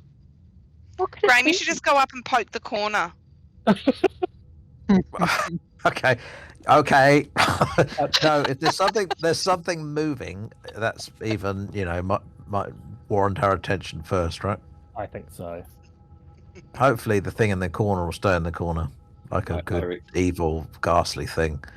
But it'd be nice to keep an eye on it, wouldn't it? Maybe those at the back could keep an eye on the corner. I reckon Estel goes. Third time lucky, right? Yeah, we can watch the corner from the back.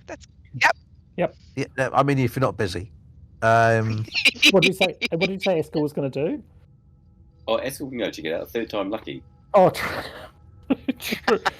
Oh, jeez. First the pit, then the crossbows.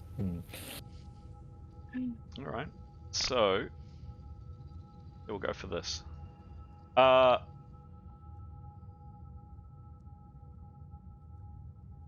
So how do we do this? Yeah, there we go. So if we head back to the map, I'm going to put it on the big map. Go. So just to set the scene, that's where you guys are. So peering down this. And just so you know, it's quite grainy for us at the moment. Well, for me at the moment. Pixelated, yeah. Oh, really? Yeah, but very it pixelated. Tends to seem to clear up after a little while. Oh yeah, if you keep still, it'll clear up. Okay. A bit. I mean, we can still proceed. I mean, can see well enough, I think. Okay. Personally. So a long corridor, 5, 10, 15, 20, 5, 30, 40, 45, 50 foot, basically down to a set of double doors. So Severin, your light illuminates all the way down here, and you can all see, with the courtesy of Severin's effectively flashlight, some bones here, There's kind of an alcove or a corridor or something here. There's another one here. A box or something lying on the ground here. Looks like another skeleton or something there. There's another alcove or something there. And another one here. And Mithan, you thought you saw maybe possibly some movement here, but you can't quite be sure. Kind of like a big shape or a big sack or something move. Our Christmas Describe that presents. to everyone. And the GM's going to get another beer. Blimey, he only got a beer just then now, didn't he? So it's Crystal Knight. He's necking him. Quick, Alex, run! He's coming. It's all right. She's in the bathroom with the door locked. The glass Usually where against she- the wall. It's usually where she plays.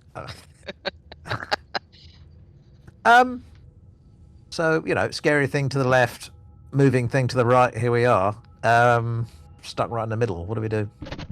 with no easy escape route. Yeah.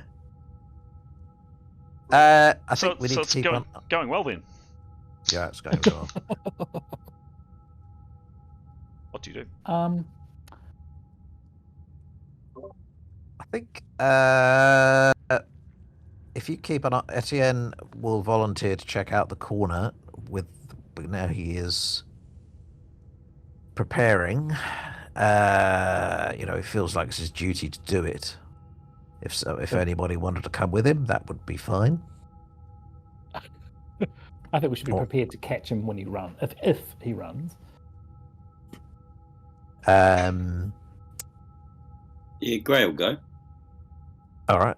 See his age. So he suggests he's going to hold forth his holy symbol, which is his sword, luckily. And he would like to prepare first and get ready to cast if he has his wherewithal about him. Okay.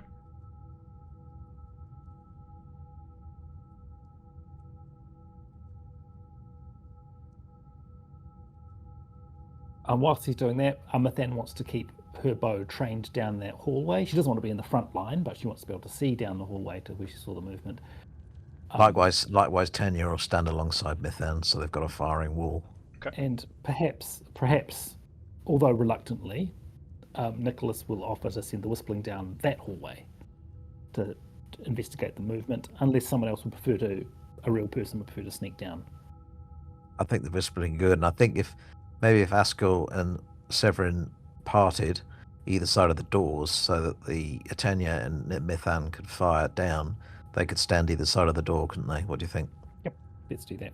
Yep, sounds good. Right. Jadar was talking about she can cast invisibility, but it is a use of her 6 power points, though. All right. Tell me what happened. What do you want to do first? The corner? Yep, that sounds good. And I'll just make the point that Nicholas is most certainly not there.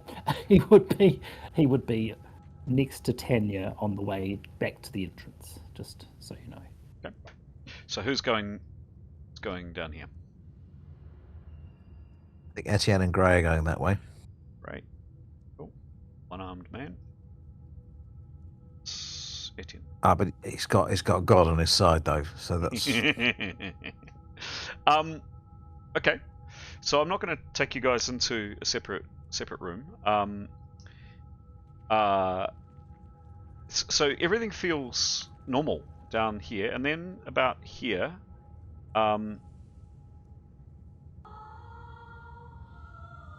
singing starts, and yeah, Etienne, you're pretty convinced that you can definitely smell incense.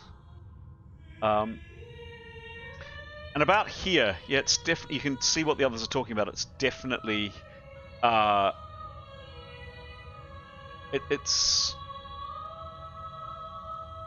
it's definitely getting cooler.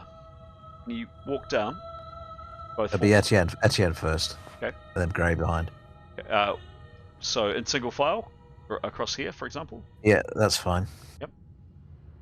Basically hits you both, kind of at the same time.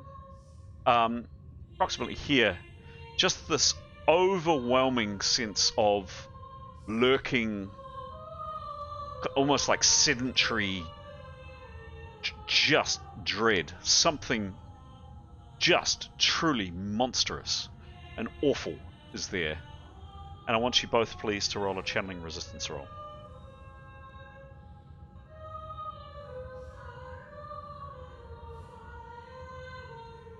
A roll, Etienne. Oh, Jesus. 12. Brilliant. What level? 72. Okay, let's do the 12 first. What level is he, please, Graham? He is 6th. 6th. It's the same. He has a plus 14. 17. Plus 14. Hang on. 72 minus 12 plus 14. Hessig.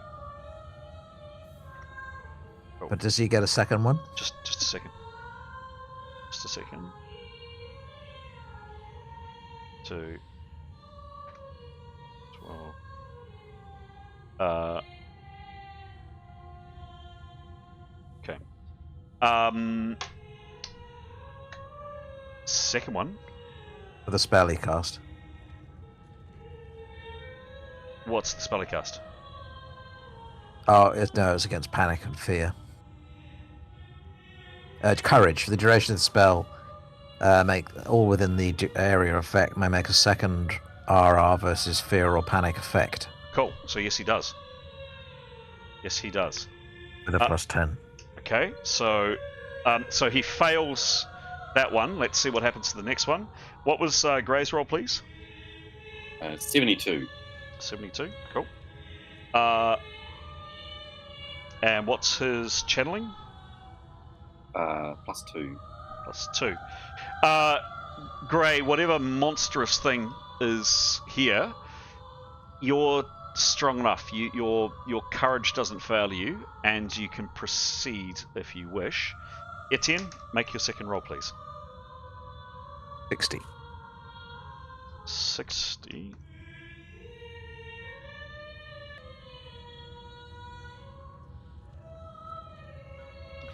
Plus that's plus 10 because of the spell, and then plus 14. So, Etienne, you too, your strength nearly failed. So your knees are knocking. You are scared. I mean, you're clutching your sword. You're praying to Aphrodite and everything that is good and holy and kind and decent in the world, because whatever is down here is not those things. And you nearly run, you nearly bulk, but you don't. You steel yourself, and you can act normally. What do the two of you do, please? So we've established, therefore, that whatever is scaring us is not in this room. Correct. Right.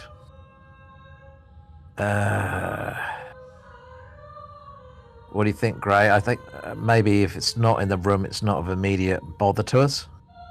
Maybe we should concentrate on efforts on the things that are moving and come back to this better prepared. Yeah, we could just count it as a bit of a recce. It's freaking cold and there's a weird bit of presence in that area. And then the singing stops. We'll move back, I think. Should we move back and tackle whatever's in the other room? Yeah. Okay. Guys come back. And we'll explain to the others that it's through that door. It's immensely horrible and evil. But it's not And in this cold. room. And cold. Yeah, Esker won't go near it. But it's through that door, and that door is shut. And if there's something moving down the corridor, maybe we check that out first. What do you think?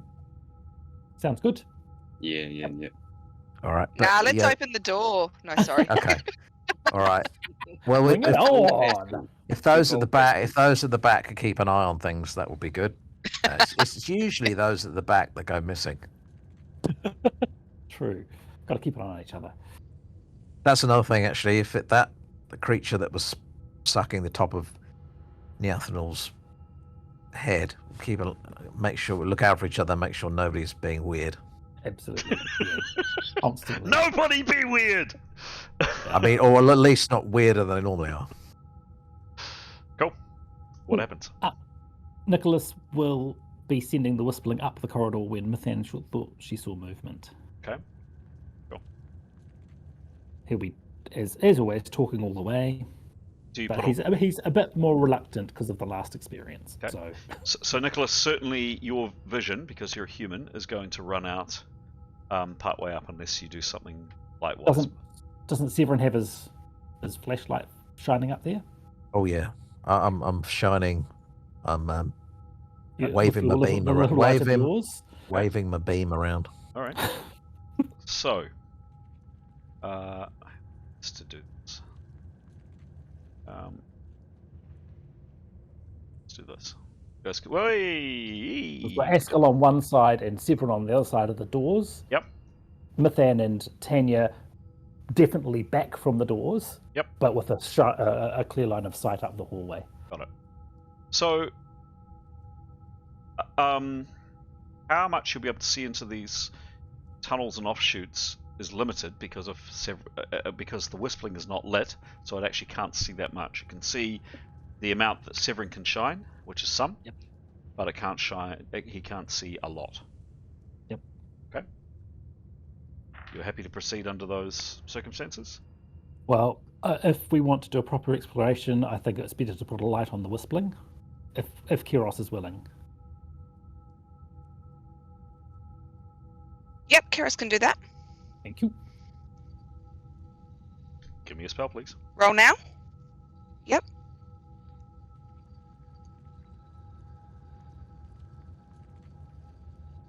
$45. Done.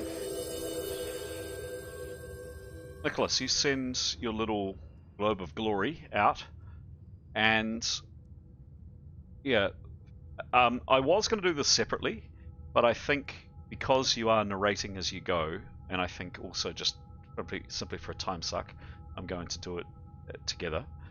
So the first thing you see is a fallen candelabra and some skeleton here, and just an alcove.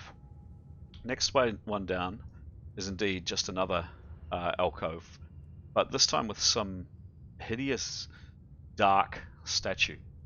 Monstrous, loathsome, multi-faced perhaps, it's hard to see in the light. Just with some dark, shiny black stone just resting there. The next one down is realize what you think Mithan might have seen. Two gigantic sacks. You would describe them, Nicholas, as cocoons hanging from the ceiling, and this one here has moved slightly. You actually see it as the Whispling comes down. It's kind of jiggled, and you suspect that might have been what caught. Don't know, but it was about the right place. Mithan described. Two of these monstrous things, and bearing in mind that's pretty much to scale. These things are big.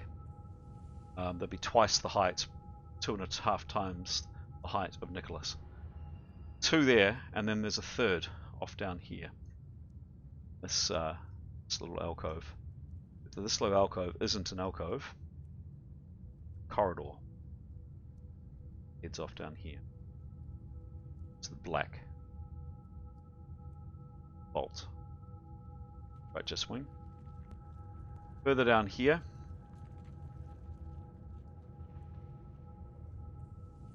There is another alcove and a door that's firmly closed, and on the ground you can see just a set of detritus and mess and boxes and all kinds of other things, and then there are these large double doors with a short gap and then into what appears to be a much larger hallway, and you can see some stairs going down into the larger hall.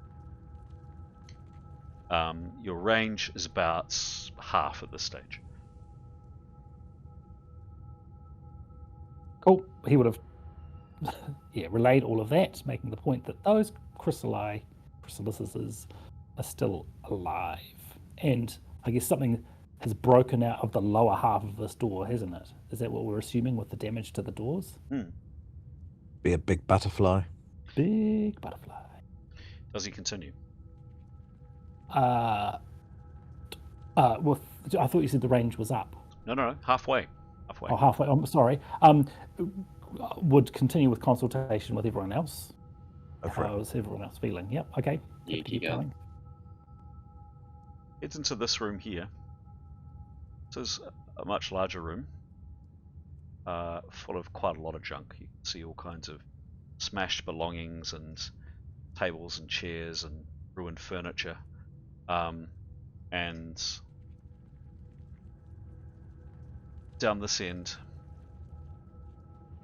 another door, and just another candelabra this time on its set up as it should, and the same as you saw at the top of the stairs. In fact, where your trusty 2 ropes are anchored, two statues, and the flight of stairs down, and you send the Whispling in and down, and there's this sense of presence and age and Oh, bloody hell. and space in here. And this area is huge.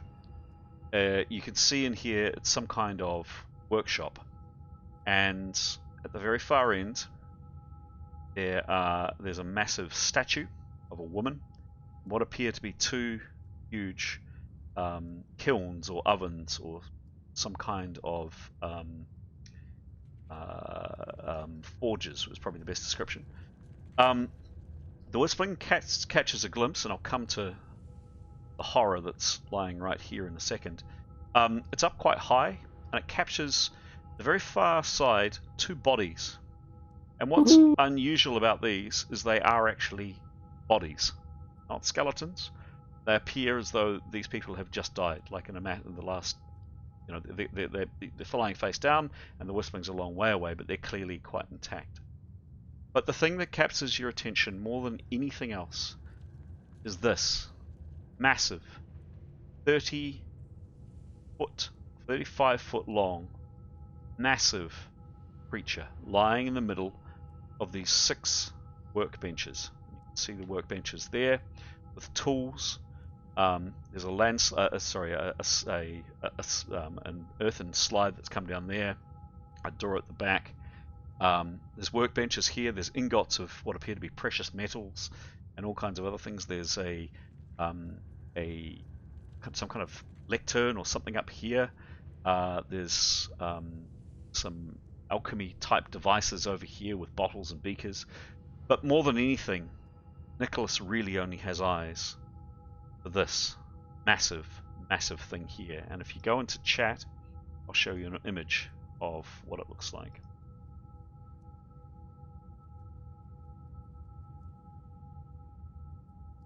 It is 35 foot long and looks like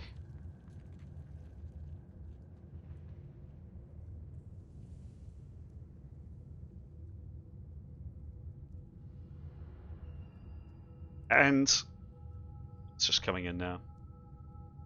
And just as Nicholas kind of is describing it to you in kind of hushed tones, going, it actually looks like it's dead, because you can see kind of rotten kind of bits that have fallen off it, and you actually just think it's a corpse. Just for a second, you see one of these multi-legged sections of this thing's body move. He'd withdraw the Whispling immediately. Not much. It just moves just a smidge and then resettles itself. And then there's a noise. Ooh. What do you do, Nicholas?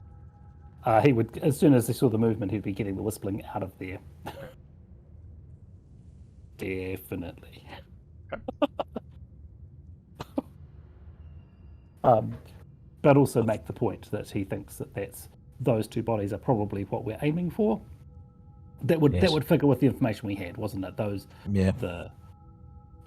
Afsun's masters, friends, or whoever they were, I can't remember quite, were fairly recent, correct? Yes. We need to find somewhere else to go on holiday, I think. What's the plan then? And we've got some insecticide. I mean, There's the was stealth there any mission. illumination down there? It was all just the whisper.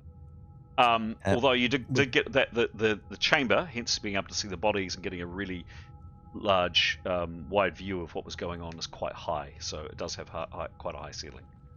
Hence the reason you're able to see so much. How high?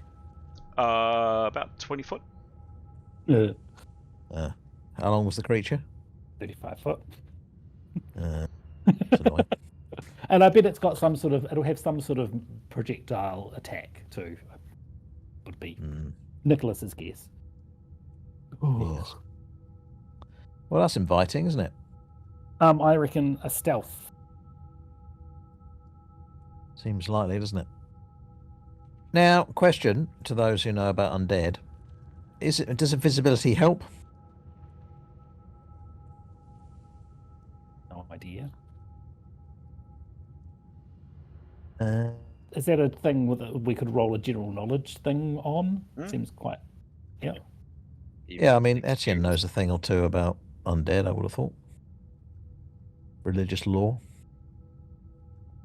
Oh, true. Who should roll? It's not. The others. Can I just do a quick roll there? Sure. Give me a general knowledge roll. Well, I'll go religious lore. That's pretty more up his alley. Okay. 76. Plus. Plus 7. I'm not that good, actually. Plus 17. He's got no idea. Can Nicholas have a go? Yeah, sure. Yeah.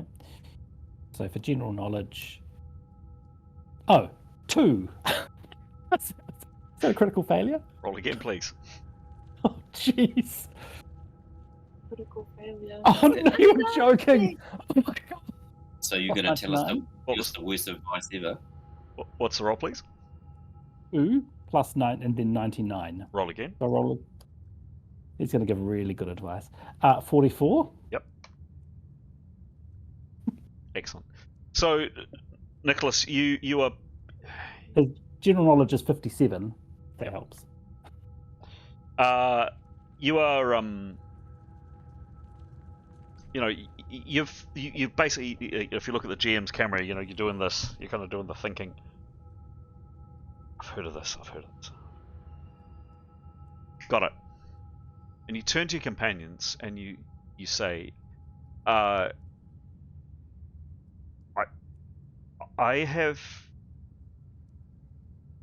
have read somewhere, an ancient library, that if you smear your body with some kind of either cheese or potentially cured meats,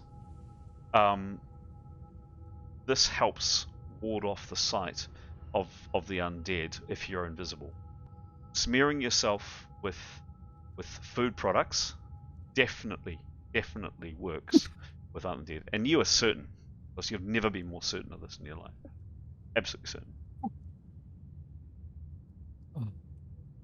What a great thing to have. If you're going to pick your critical failure to have on, that's the one, a knowledge check. I mean, you make a fool of yourself. But... Yeah. Do you want to make a roll at trying to convince your companions? See, this is actually where we should do. All of these should be masked. Masked. But I then, don't think he's got a leg to stand on.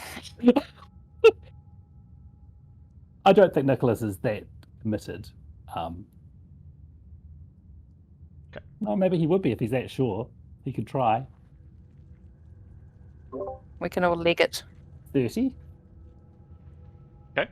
What's his bonus for leadership and influence, please? Or just presence. 14 for presence. You're about 30 plus 14 effectiveness. Yeah. good. Let's move on. So Nicholas Maybe has have a proffered that maybe have a lie down, Nicholas. He's having a good day. Maybe that thing in the next room may have affected your brain. I think so.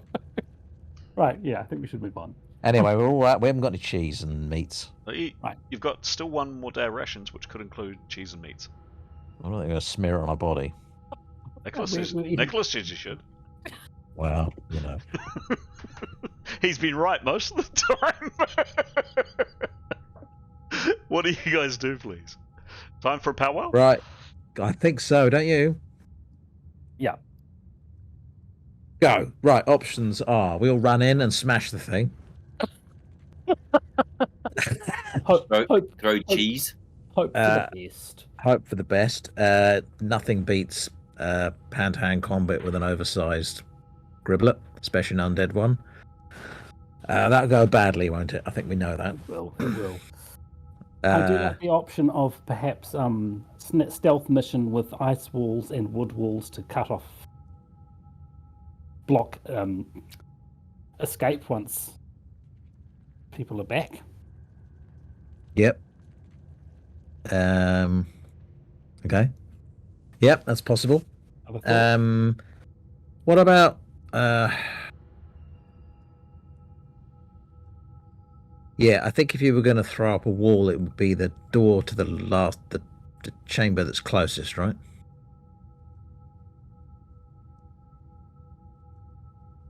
Sorry, where? I'm just thinking that if someone was to sneak in, flying invisible, whatever, to loot those two bodies, the option would be if that beastie woke up or was keyed into it, then part of an escape plan to block it would be to put walls up. But yeah. Anyone else have ideas about what to do? Yeah, I think that's a good idea. I think if you're going to throw up a wall, I'm saying it would be probably the door to the chamber nearest, right? I mean. Yes, correct. So we probably need to get a bit closer. What's the fastest fly spell we got? Kiros? Yeah, I've got some. I can do fly 1, fly 2, levitation, portal.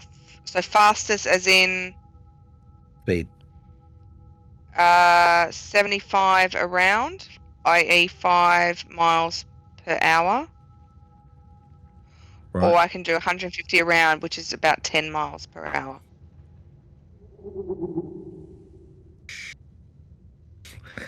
Uh, 10 miles an hour. That's quite fast. Sorry, how far did you say fast you can go? More than 75? No, 10 miles per hour. Which is a what around? Oh, so fly to 150 around. Oh, that's pretty good. Would you like that one? That could be quite good, right? And right now, all of a sudden, terribly sorry, but Mithan and Tanya say the words that none of you have really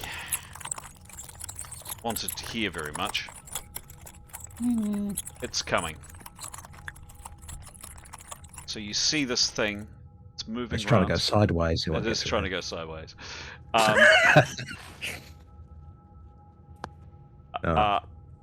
It's turned and it's starting to come at probably walking pace towards you.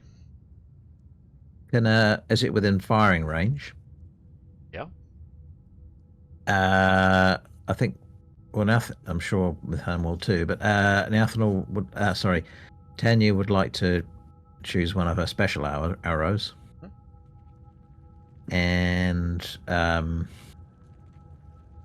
shoot it. Okay. GM's going to get his third and final beer for the night. You guys can discuss battle tactics. He's knocking them back. Jesus. Third. Are you stressed? Third. No, I'm having a blast. Back in a sec. I've got He'll be in the fire. bathroom all night long at that rate. At his age. I'm pretty sure he's got a bucket to us. He never takes a break, does he? Yeah. What? So we want to fight this? Well, what else can we do? Run up the ropes? Well, I mean, we could run. We could try and. No, we can't. We don't have time to get all flying and go up back up the ramp, do we? What about fire? Like set it on. I don't have. Does anyone have fire? well, she's fire about spells? Burn it and those cuckoos. Tanya's gonna fire a flaming arrow at him. Her. I need Sulphur Dog. Yeah. What else have we got to hit this thing, spell people? I mean, we've got a couple of rounds of arrows before it comes here, presumably. I've got lots of bolts. What's your most powerful one? Okay, Cold well, bolt? I think now I'm less powerful in the. Oh no, shock bolt. I'm more powerful, but it does less damage.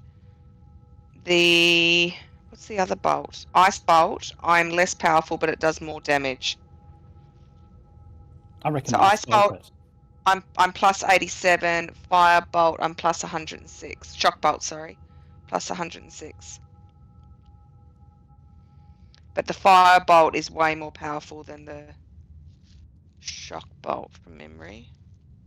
Question: should Niathanal teleport herself beyond it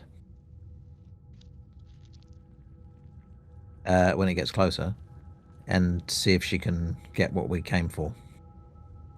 Or are we intent on killing? Well, no, we'll have to. We'll have to kill it, won't we? We can't run away from it. I don't think it. I think with the escape route we've got, it's pretty tricky to. Yeah. I mean, we've Good got idea, though. Yeah. Ethanol. Yeah, but Might get ultimately, and also we want the gold, don't we? Yeah, the loot. So yeah, let's fire everything we got at this damn thing. Yay! I can fire the ice bolt. And cold ball. Oh, ball. Blast it. I love my wall of ice, I have to say, but time and place. I reckon ice bolt is a good option. Well, Yeah. actually, if things go to shit, which they probably will, where are we actually going to retreat to? Kind of too late now because the worm's on you, I'm afraid. Round 1. Oh. And we're off. Because one option is we could throw a wall over the entrance to keep it at bay. Ethanol, you're up. Ethanol. Okay.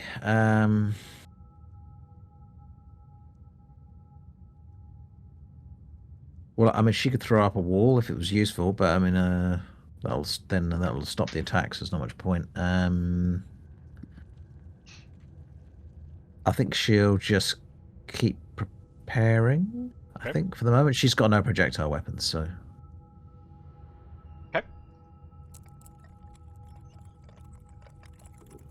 Okay, cool.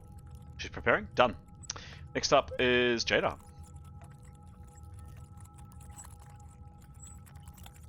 This thing will be at you. It's walking at distance of about 100 foot. A human walks at about 50 foot around. It'll be with you in about 2 rounds.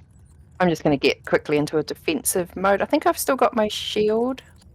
So I'm just going to prepare my quarterstaff, stand ready. Sure. So actually standing is probably important at this juncture. So Niathanal, you're first up. Where would you have been? Where would you have been placing yourself? So we pasted an order into the chat. Sure. So where are you putting yourself? But she's preparing. I suggest we sort of part either side of the door, right? Where are you going? Okay. She will go to the right. Severin and I think Askell are either side of the door anyway, so she'll go next to Askell. Okay, done. Out of the. Oh, Jada, where are you? Where am I? Well, it's up to you. I'm Oh, saying, there I am. Yeah. There I am. No, you can put yourself wherever. That's what I'm asking. Where are you putting yourself? Yeah, where I am is okay. Good. Cool. Anything else you're doing this round? Opportunity action. Bite my nails, pray. Defensive action. Defensive action. Done. Etienne, where are you and what are you doing, please? Etienne will be on the other side of the door, Mm-hmm. behind. Hang on, which way around are we? Let me just consult the order. Behind. Oh no, that's sorry. No, Askell was to the left. Severin was to the right. So Etienne will go behind Askell on the left of the door, Okay. and Neathanol's behind Severin on the right. Yep. Cool. Anything he's doing this round? He will be preparing. Cool. Done. Askell, you are currently here. That's where you're currently standing. Is that right? And what are you doing? He will just be defensive. He's got his cutlass out. He's already got his shield cast. Just defensive opportunity action. Cool. Done. Yep. Leif is not with us. Mithan. Mathan was pretty much there, but perhaps more a little bit to the left. So she's to the left of the centre of the line that goes up the hallway. She would want to take a shot at it. I believe. Yeah, she's crouching down, but that's fine. You know. Yep. You Yep. Yep, and then she's going to reload and move. Give me a shot, please, Mithan. Go for it. Oh, great! A 10. A 10. Not a fumble. Not a fumble. Oh, it's a fumble. Composite bow, 110 with a 10. Whooshka.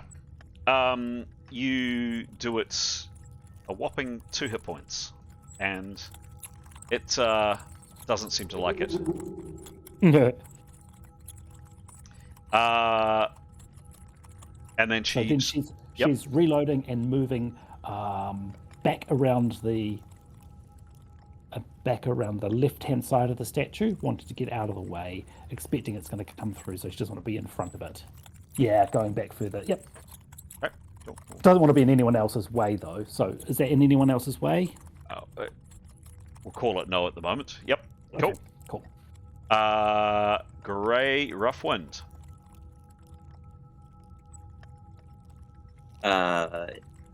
He will also be defensive, ready to go, but I think he'll come in a bit more. Sure. Tell me where.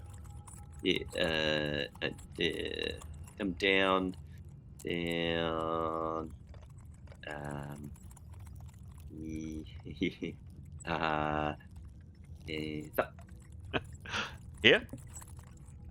No. Yes. Off to the side of that door, and then down below that character who I can't quite see. I think it's. I don't think we're arranged as we actually are. Yeah. Sorry, it's gone all grainy. I've lost him now. Oh, really? Yeah, it should be to the left of the door, below the character by the left of the door. Ah, You were already to the left of the door, Askell. Cool. Okay. So grey. It's grey. Oh, Right. grey. Yep. Right. Yeah, sorry, when super grainy, can't quite see. But just coming back more, so yeah. About there. So, yeah, but still in line with the door being opened. Yep. Okay. Perfect. Okay. Cool. Great. Lovely. And any action this round? No, just ready. Axe at the ready. Cool. Keros. Keros wants to fire her ice bolt. Yep. So she's crouching down to do this because the door's half open, but she can certainly do that. Can I still do that? Yeah. Sure. She's certainly prepared long enough. Go for it.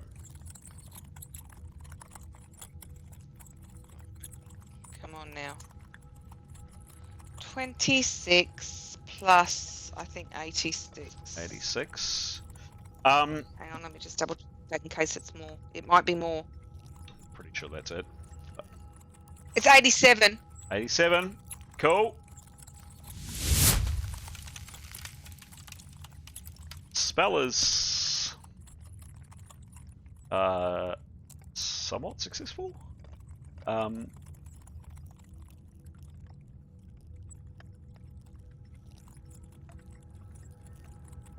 Meant to ask Mithan, was that arrow that hit it, was it a magical arrow? No. Okay, thank you. In that case, it was only 2 hits per round. Yeah, wham! So that was a good shot, Keros, with your ice balls. Bam! 4 in an A, please. Roll the A critical. This is a large creature crit. Okay.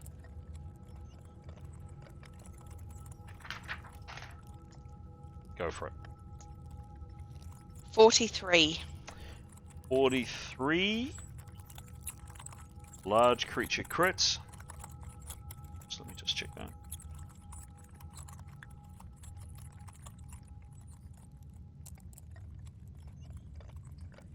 You do another 18 hit points. Okay.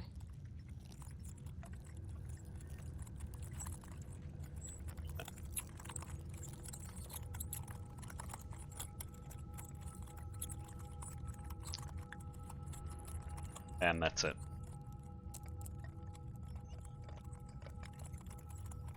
Boom.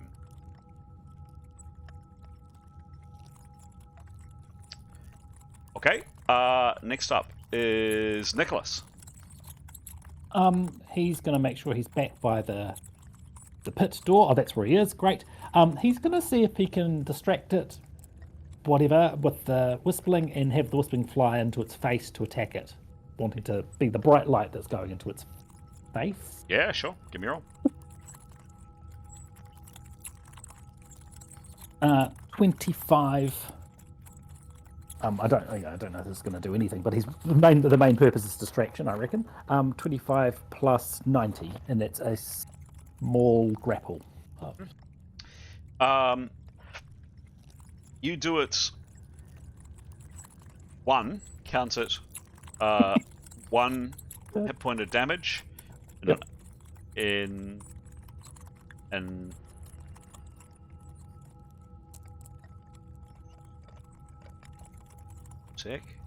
an A crit.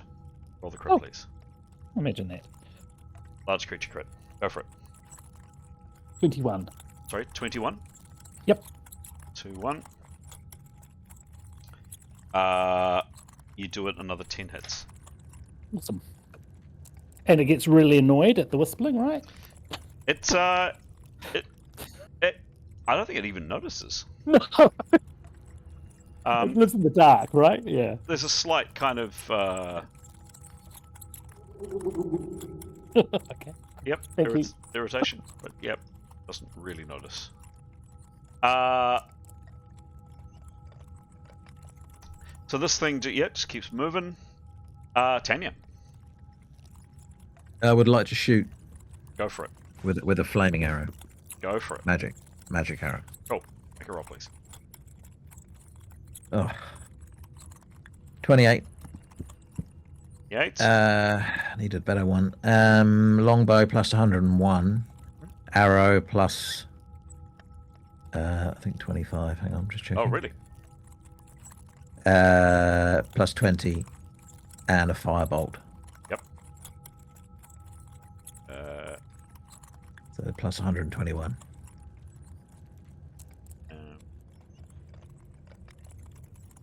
Okay. That does hit it. Smack for 8 in an A puncture. Roll the puncture crit, please. This is a large creature crit. But magical. You're on.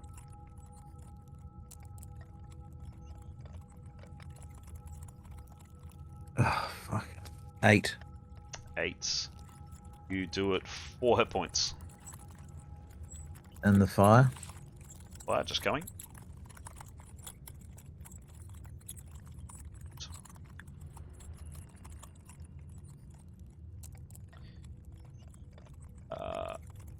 Yep. And the fire. Hang on a sec.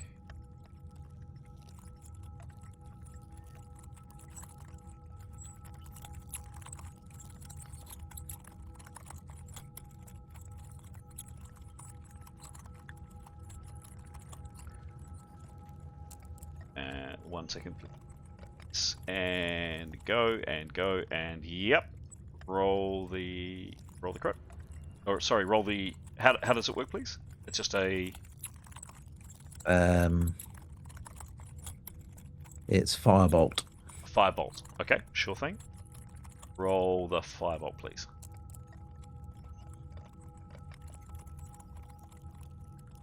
Rolling very well there. 16. 16.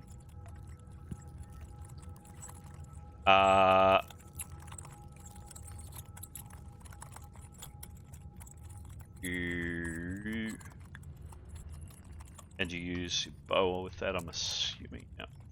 Yeah. You do it 5 hits, 5 more hits.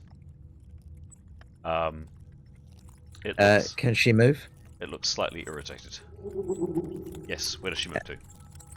She's going to move back to behind the statue, but alongside the statue, and she's going to line up a second shot just over the lip of the plinth. Okay. So if you imagine she's crouched behind it, but with her bow over the top to the side of it. Yeah. Got it. Yeah. Got it. Cool. Severin. Severin is to the right of the door. Immediately to the right of the door. Other right. Okay. So he's closest to the door. Okay. And he would like to. You're saying we've estimated that it won't attack next round. It'll attack the next round after. Is that right? You think so? I mean, it's not. Doesn't appear to be particularly fast moving. He'd like to activate the other spell on his sword. Okay. Please. Make a roll. No preparation. It's off an item. Yep. You still got to prepare.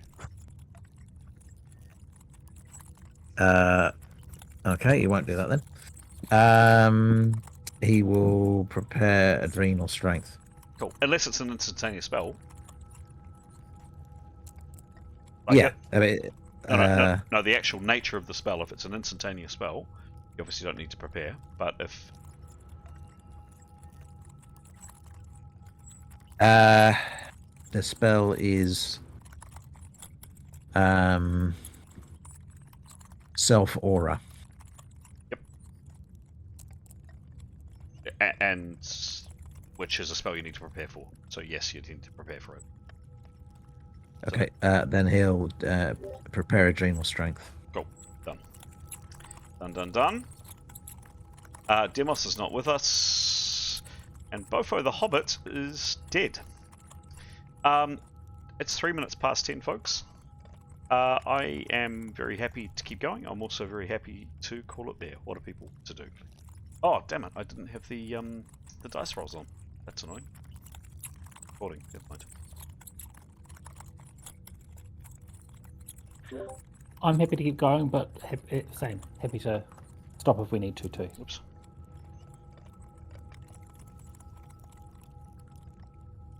I'm happy to go for half an hour. I'm happy till about like 15:15. I don't want to be a killjoy. Yeah, I can do quarter past. Okay. One more round. If you let us live. Nothing to do with me, Jada. Purely the dice. That is the end of the rounds. Let's see what happens at the end of next round. Round 2. Rolling initiative. A computer rolling initiative for you.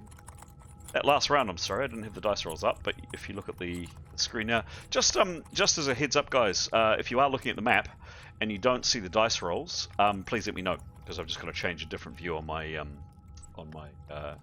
recording software. Thank you. Alrighty. Ethanol, you're up.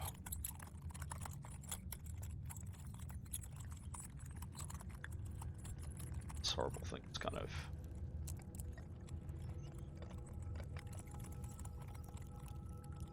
Hello, Nathaniel. Nathaniel was preparing as they.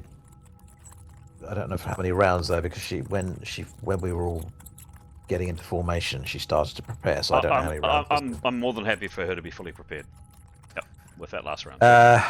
Okay. Well, she'll cast.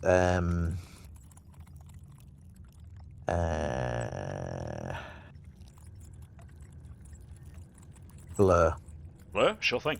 You're on.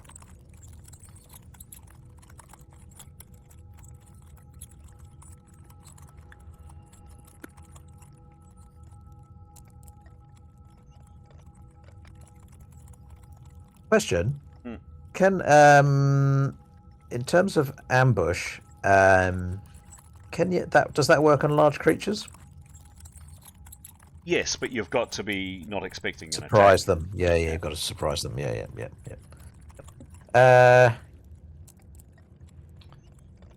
Actually, no, I don't think she will. Thinking about it. I think she'll hold that. She'll hold the spell for a round and cast next. Okay, she is fully prepared now. Yeah, but Yep. no, because she's gonna wait till it's a little Cool. bit closer. Yeah, sure thing. Cool. Jada, anything for you?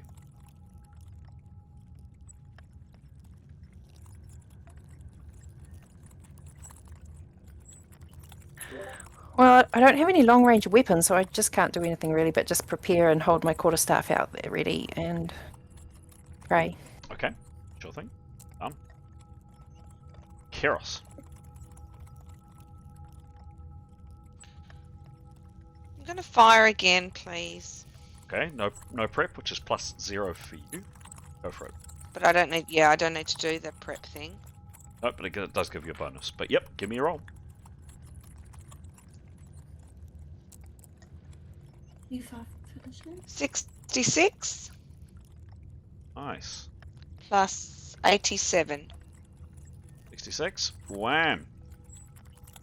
That is a good roll. That's a 9 and a C. Roll the large creature magical crit, please. Give me a roll. Okay. Oh, 13. 13. You...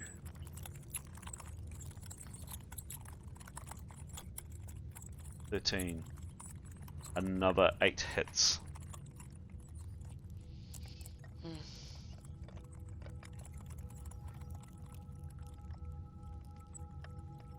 A bit lucky with his rolls, haven't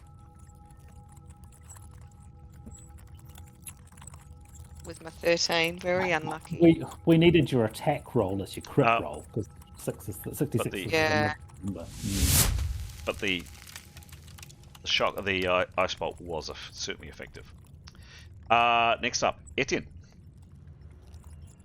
He's preparing. Yep.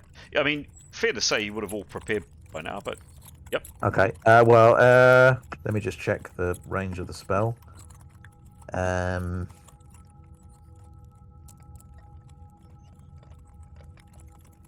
So he's okay. He'll hang on. He needs to get within 10 foot. 10 foot radius. That's quite close.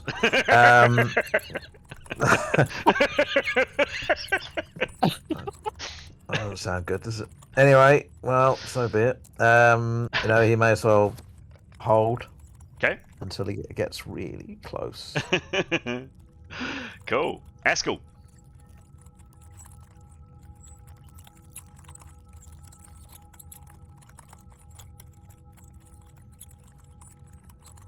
Hello, Askell. Oh, Sorry, I will click the microphone button. No worries. What I did. No, nothing from Escort.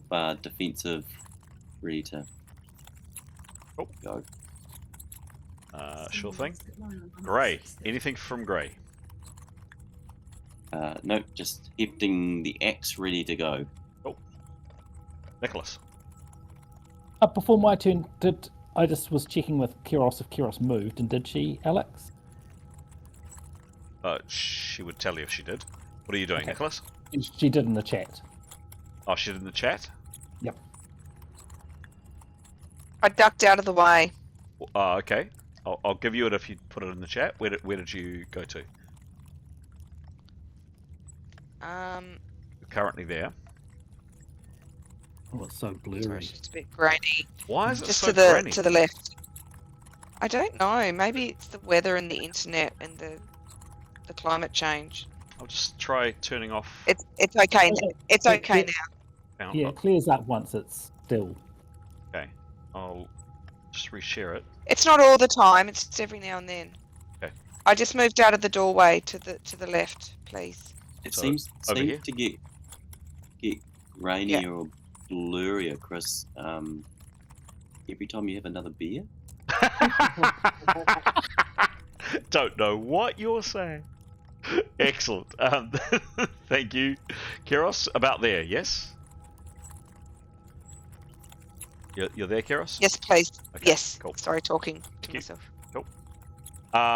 So Nicholas. Same again. Same again? Sure. Trying to distract. Yeah.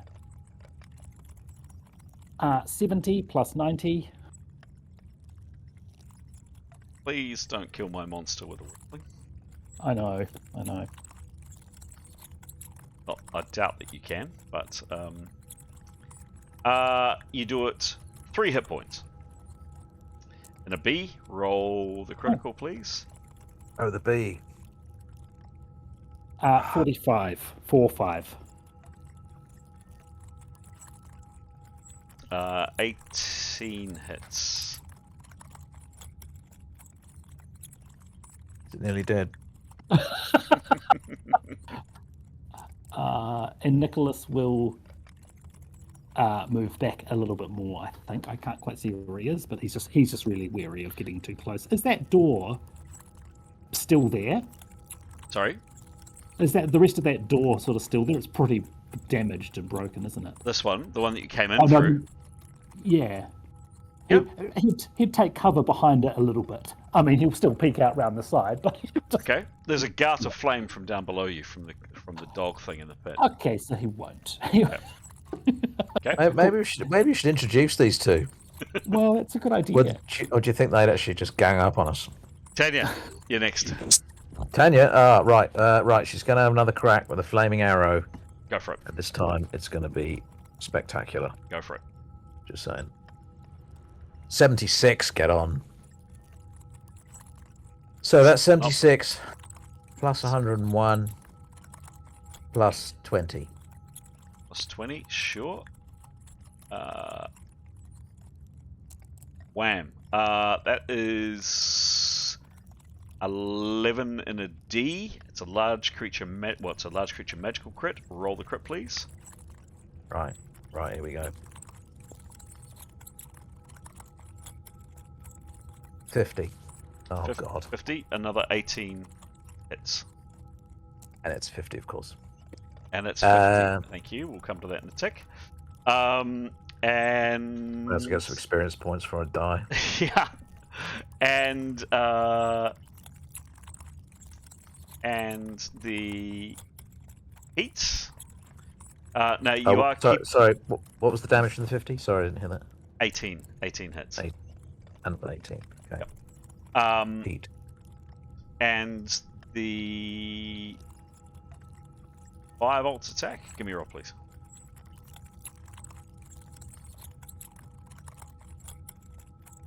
$38.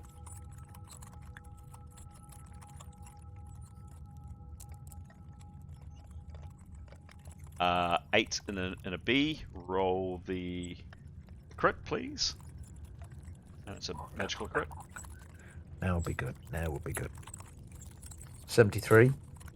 73. Yeah, I mean, she hits it, and there's this gout of flame along this creature's side.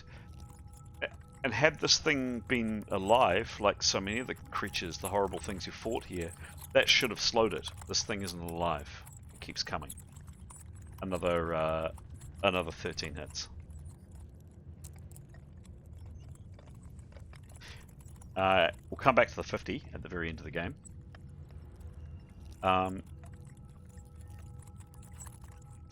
And Mithan.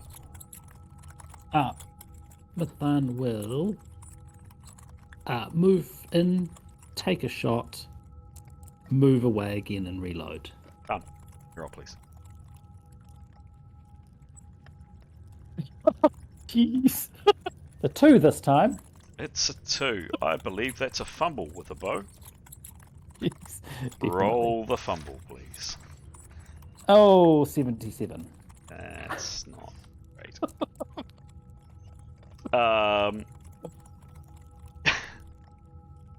Your bowstring breaks. You Oh, lose. well. You lose 6. Your call. You lose Yeah. 6 rounds while restringing the bow if you have a second string, or 2 rounds while drawing a new weapon. No. 6 rounds or 2 rounds. Does she have another bowstring? In her pack, yeah. Okay. So But what does she do, Pete? nah. Should draw sword and shield. Okay. That's 2 rounds to draw Drop both. the bow. Or... Yeah, that's 2 rounds to drop it. Yeah, 2 rounds to draw sword and shield. I'll give you that. Awesome. Okay, I have to remember that for next time. Yep. Well, we got very handily. We have a recording. Excellent. Yes. I'll write it down. Thank you. This thing just keeps on coming. She was gonna move out of the way. Is that still possible, or just after that disaster? She's standing right there for the next 2 rounds. I'm sorry. Yes. And Severin, what are you doing? He's doing a double adrenal. Yeah, he's got his sword. He's focusing his strength on when that thing comes into sight. Done. The last is that. Last roll of the game, Graham, is to find out what that 50 produced. Oh.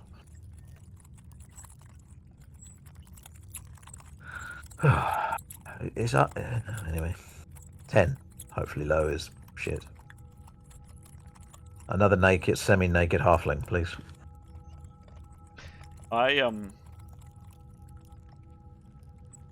Yeah, sometimes I just shake my head and wonder at whoever came up with this chart. It wasn't me. There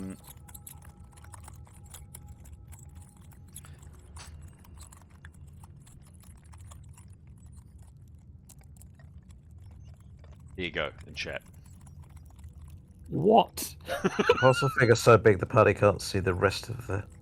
I like to hand. imagine it's a middle finger too. Basically. Wow. Okay. Yeah. And it just kind Does of it- floats past you all. Does it go in the does it go in the direction of the creature? Does not. Yeah. Sure. There we have it, guys. Do we call it there? Another round? Your call.